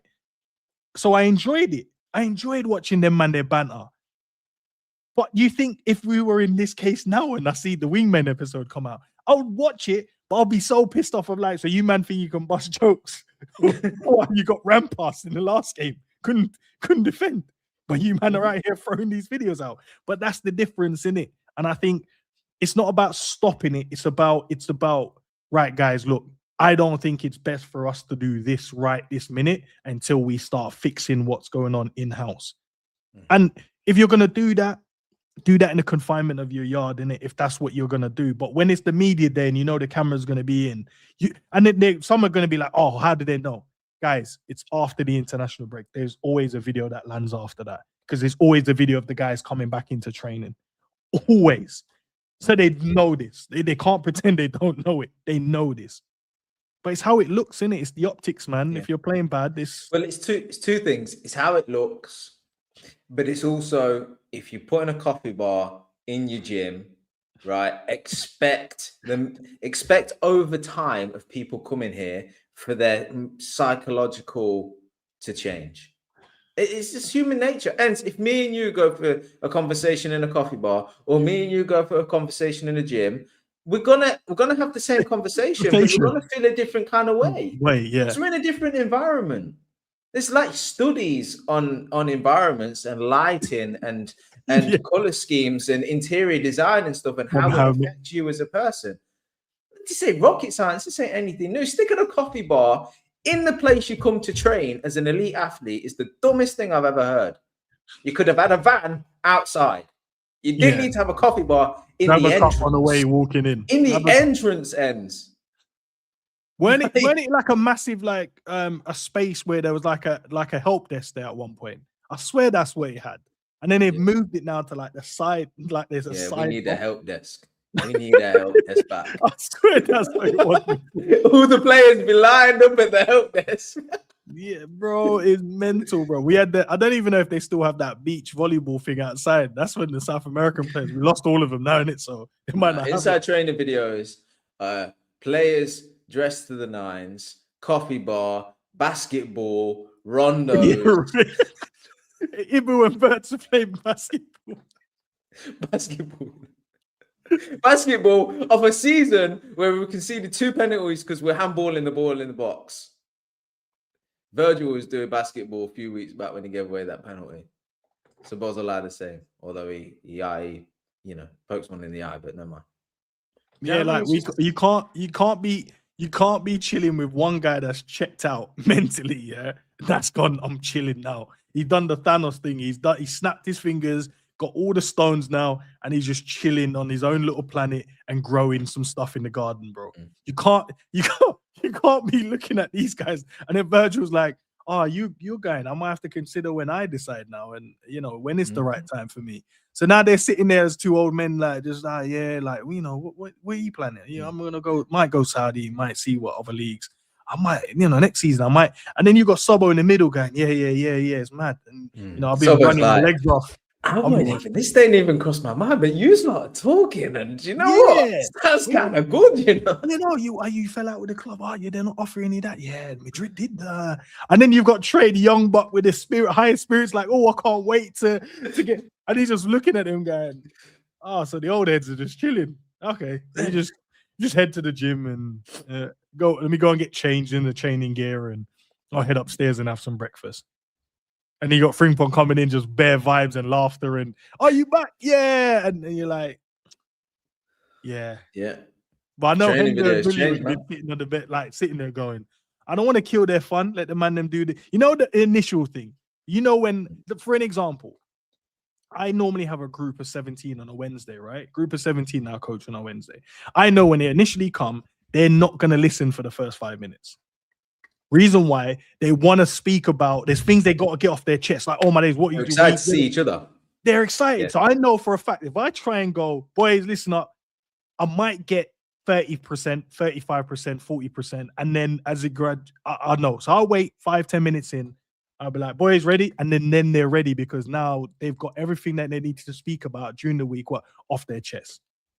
I know that. Mm-hmm. But these boys, they're coming in, chilling, vibing. If it was Henderson, he'll give them that 5 minutes. All right, yeah, you man have spoken. You've done the dead joke. Now shut up, man. Sit down and have your breakfast. Let's get down to the gym. And you're like, oh, shit, here's Killjoy here now. You won't say it to him, but that's what you be thinking. Because I'll be thinking the same thing. Oh, Mr. Killjoy here again. I know I can't bust a joke then. No, we can't, boys. Just be quiet, man. Because Milner would fucking tax us.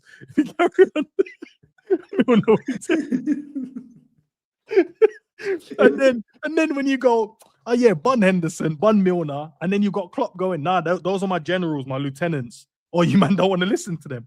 Oh, you remember that player that used to play for Liverpool? The one called Sacco. Oh, you don't? Yeah, because I got rid of him because he turned up late to preseason. That guy I got rid of. Yeah, that guy.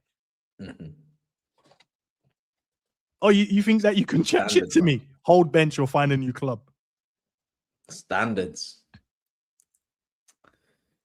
All that being said, if there's a job going at the coffee bar, then I'll just go there for that. Do you know the guy at the coffee bar must have so Luckiest much? man in the world. Nah, Cav, he's got so much secret in it. He must have the most secrets, you know.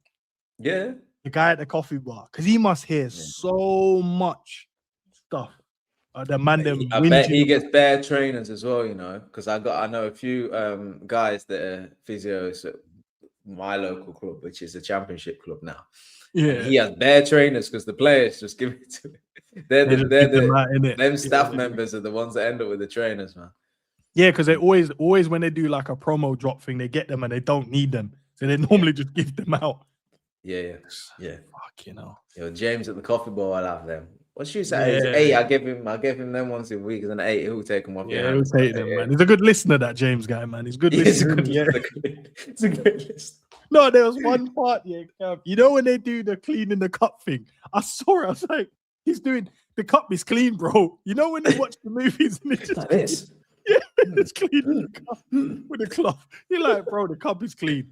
But you're just standing there like, what order? Yeah. But you know what that is, though, isn't it? You work at a bar, you clean a glass to make the customers feel welcome or more comfortable when they sit was down. it? Because I did see a study on it, the reason why they did do it. Yeah, to make them feel because the glasses are clean, man. If you stood there doing nothing, it makes the customer come uncomfortable. Uncomfortable. So you got to be seen as being active. This is human psychology, man.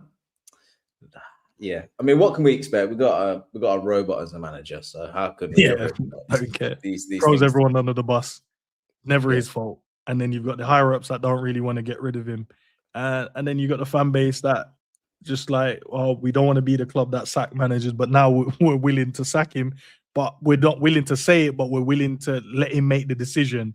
But he's not willing to make the decisions because he's telling you that he's heavily involved in the summer transfers and stuff. So you're like, okay, so he thinks he's still going to be here.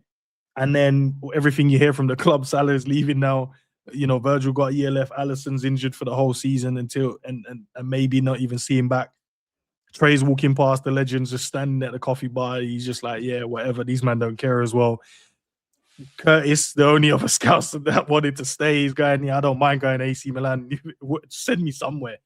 Harvey's out here begging to come back because he can't play games. Like, the club is a mess, bro. We got a player called Basetic that was back but not back, but he's back and he's in training, but he's not in training, but he's injured. Then you've got Dan's that you think, there's a high prospect for this. He can't stay fit.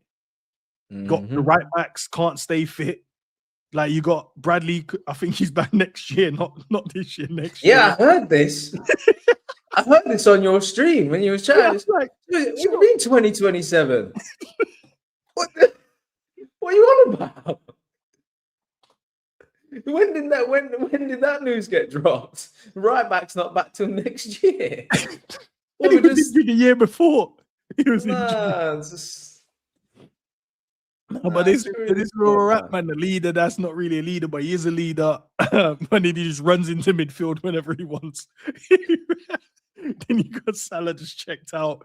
Then you got Grabbers. He's not really a DM, but he's not really an 8, but he's kind of a centre back because he fills in when you need him to. Then you got Kanate that doesn't have a contract at the moment. He has one, but it's at the end of the season he doesn't have one.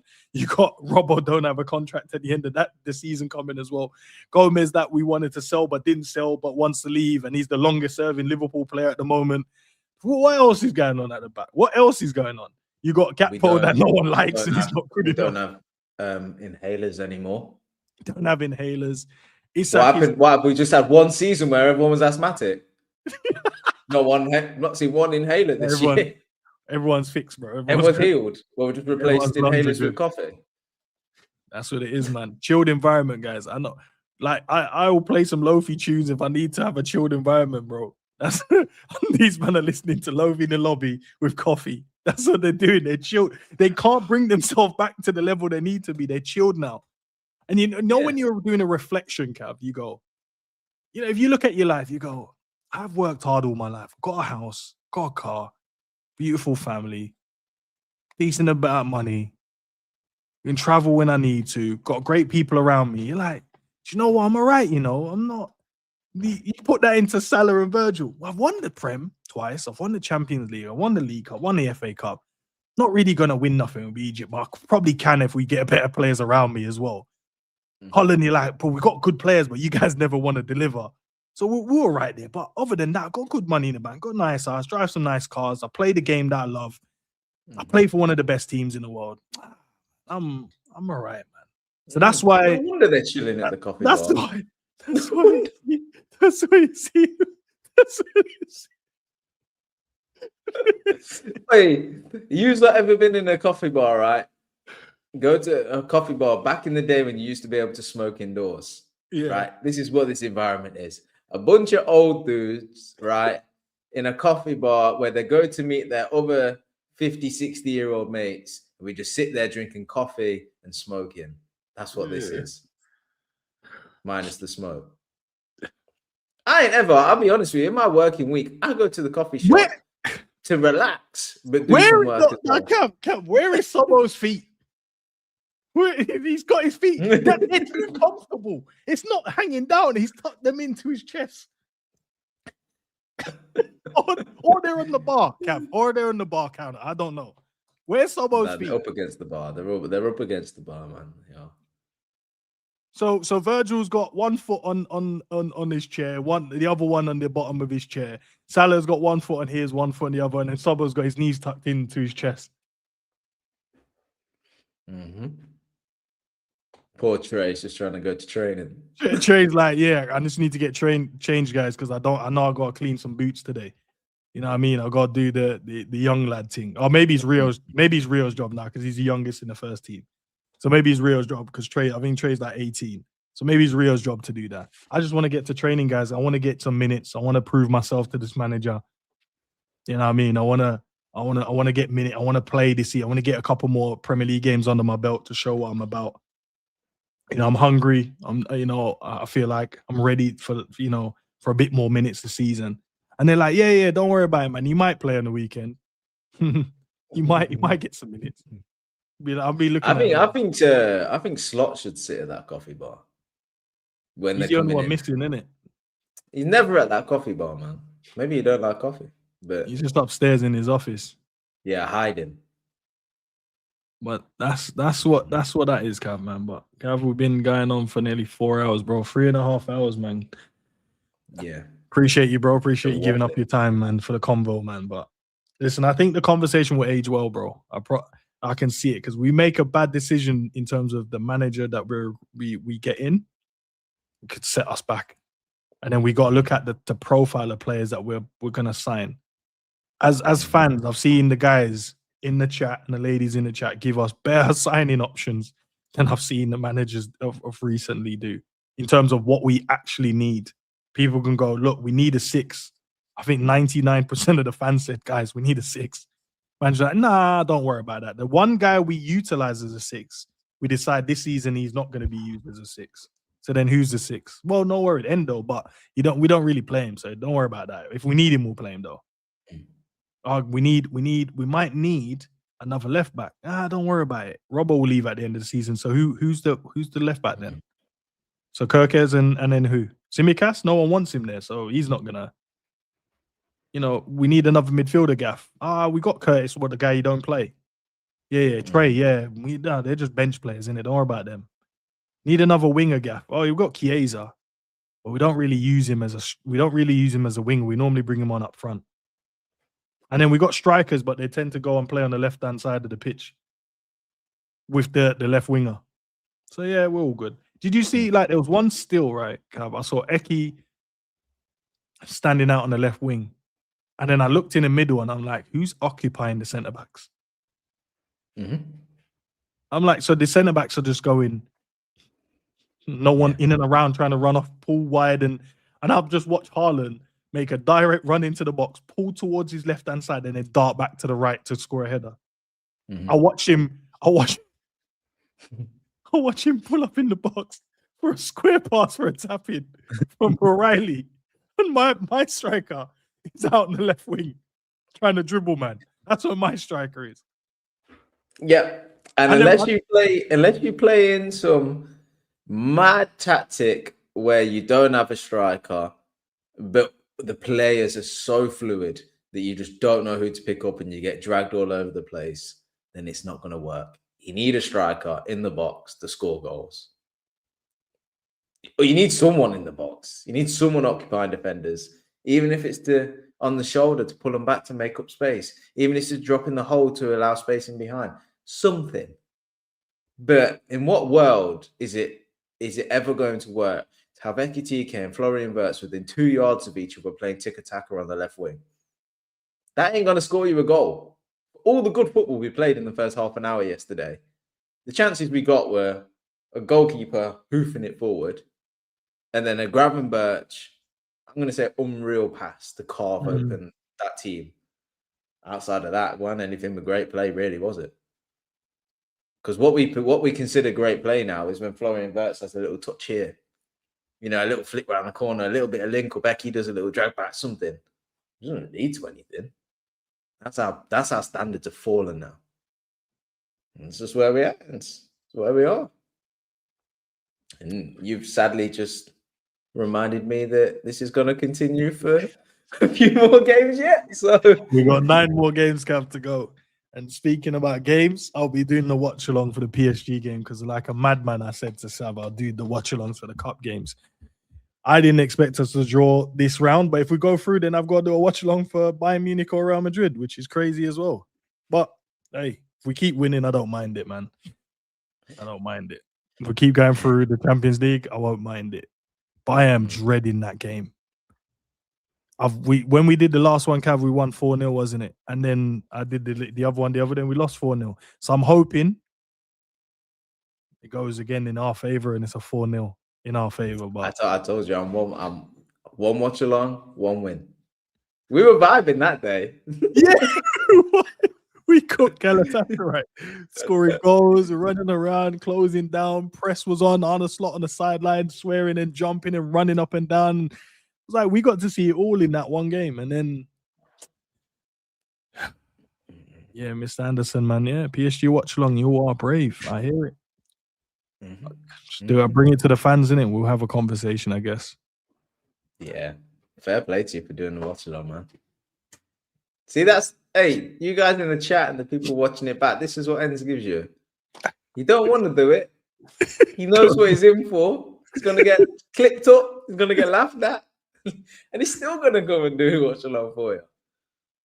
And I try and control my temper in watch alongs as well. That's why when I said to you, Cav, I'd rather watch games in the comfort of my sofa and in my living room, just relaxing. Because there's times when I hold back so much when I'm doing the watch along because there's things I'm seeing and I just want to smoke these men about it and I can't. And I can't because I have to just go, do you know what? I don't want to crash out on them. Because I can see basic, like for an example, you see when Salah didn't put it onto his right foot to shoot, I could not believe it. I could not believe it. You've done the hard work by knocking my man off the ball, shaped up. The centre back didn't come across and close you. He stopped because he had one eye and maybe a runner coming through. And that was your moment to just make the right decision, put it there. And you look where the goalkeeper was standing. He was standing at the foot of his near post. I'm like, the whole side of the goal was waiting. And he like took a touch and then just smashed it, tried to swipe. And he went out for I don't even know where he went. Corner flag. Throwing or something, wasn't it? Yeah. But the thing is then, it's like you're talking about like the errors in the moments where we could have scored, like the chances. I'm finding myself now, and I think a lot of fans I've become like really hypercritical. So like even when we were playing well in that first half an hour, I'm going like Grav really frustrated me in the first 5 minutes because it was just like wrong decision. It's like, come on. And I even said to myself, I was like, you're just being hypercritical because you know what's coming. You know Liverpool are going to lose. You know you're going to be frustrated, so you're picking out things. Equally, I'm like, you're meant to be top footballers, meant to be elite. Why didn't you find that pass? Why are you running with your head down? Pick your head up, find your pass, look for your teammate. Graf frustrated me so much. He went backwards. What are you going backwards for? God, if you'd have turned on the ball, you'd have seen there's so much space and options to pass the ball forward. You know, carrying the ball when you should pass it, passing it when you should carry it, overplaying, chipping it in the box. What are you chipping it in the box for? Shift on your foot and get a shot away. It's just, yeah, it's just, even like, you can look at this Liverpool team and you can criticize the chances they miss and you can criticize the goals they concede. You can criticize a lot in between as well. And that's why credit to you for doing a watch along, because I'd just sit there going, that's shit, that's wrong, that's wrong, should have done that. I do, bye. But do you know what I mean? Yeah, but you know the game, bro, and you can see the basic things that you know that should have been done. There's no, you know, sometimes you don't want to come across like arrogant or whatever, yeah, but you're like, bro, that's exactly what you should have done, and I can't hear any other bullshit you're about to make up to me. I can't hear you tell me I didn't have enough time to put it on my right foot there. I can't, because now you're making me feel like I'm dumb, and I'm going, and that's why I said, guys, if you go back and watch it, just watch it and look at what I said. The defender stops to give him the opportunity, and it's because he second guessed what he wanted to do because he's so prone 1 foot, he didn't think to put it onto that side, and then do it. And then Virgil at the other end, I'm looking at the guy dribbling and I can see the guy over my shoulder, and instead of going with him, he decides to hold to try and play the offside. And when he holds, Semenyo on thinks the goalkeeper. Yeah, another player that I wish we had at our club, but we don't, man. Whatever, anyway, man. Fucking don't know all nothing these players, Gahey, Semenyo. I remember when we were talking, we were linked to Bert. Sav was saying CHERKI. These players that have rocked up in the league. All right, Gahey and Semenyo are already in the league, but do you know what I mean? They're at our rival clubs and they're playing well. And even if they joined our club and didn't play as well, they'd still have helped us out. They'd still have been an asset to our squad. They'd still have been the best players for us at the minute. So, but to be fair, I'm glad they made CHERKI look shit as well. So don't even matter if we'd have signed him. No, not CHERKI, man. CHERKI. Nah, he might have crashed out, Cav, and did his own thing, yeah. But he would have made him look shit, bro. They put him in situations where it's just like, yeah, we might have seen, you know, like how we get to see the Eki flicks and tricks. We see the little link up with, we'll see that now and then, but the results will make us like, why is he doing kick-ups? Like, that's what we're doing. You're right, actually. Yeah, all of these flicks you're doing. Yeah. Eki's scored so many goals this season and given us some decent performances and some good games where you're like, yo, look at the fancy work, the link-up play. And we're still like, I don't care, bro. Like, I don't care. Why are you taking your shirt off? Why are you giving man your shirt? When I was speaking about Eki, right? We love him as a player. Yesterday, chance drops to him. Skies it. Snatch that. That's when you needed it. I know Rodri was closing him down, but he chose the lace instead of the side foot. You just need a little hook side foot on there. But it's the choice in it. What do you say? In the box, balls dropping, right? Years we've been saying, old heads will say it, everyone says it. Get your knee over the ball. Keep the ball down. The easiest thing to do there is lean back and sky it. You've got to recognize that's you don't tell a striker that. You might tell him once when he's young and he remembers it for the rest of his career. In that situation, when the ball's dropping or the ball's bouncing, you get over the ball. You keep it down because it's so easy to sky it. He does that. And that's what frustrates me. They're elite level footballers. They're best in class. These guys are meant to be. And they can't take chances like that. That don't happen at Man City. Holland don't do that. I mean, I know I'm talking about probably the best striker in the world, but like he scored movement header. Header's perfect, by the way. What a goal. But the third goal to get the hat trick, movement in the box, right? Contact with the ball, goes in on the underside of the bar, but he didn't put it wide. He didn't sky it. Got it on target. This is what you should be doing when you spend 80 odd million pounds on a footballer.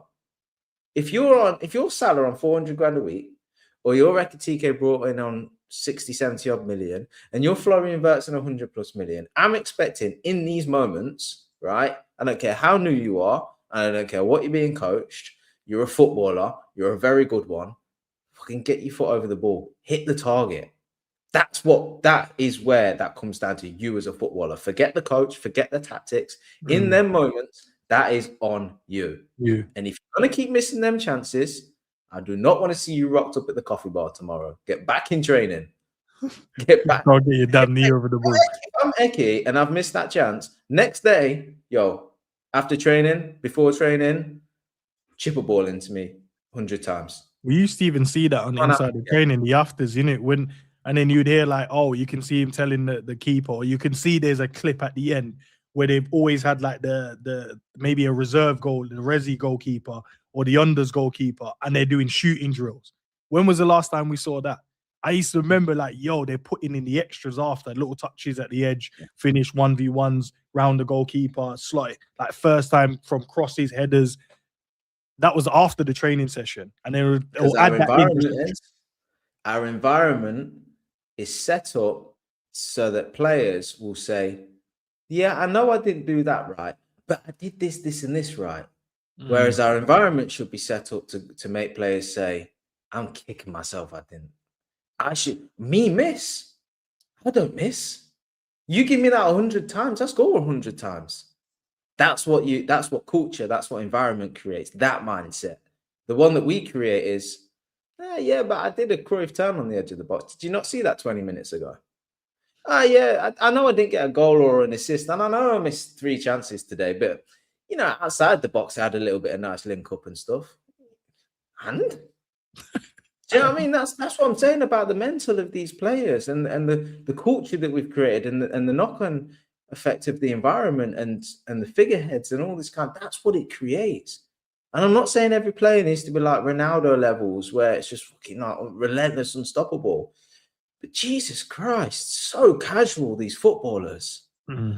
Sorry, I use Christ's name in vain, but yeah, no, not. But you know, that's not least Sunday. We don't sleep it up. But big up to Wes for the supers, and then we'll head out, man. I don't know why, but I think he will resign when we are out of the Champions League fight. Just a guess. Yeah, could well be. And he'll turn around and say, "Yo, I'm a Champions League manager. If you're not ain't in the Champions League, I'm dipping."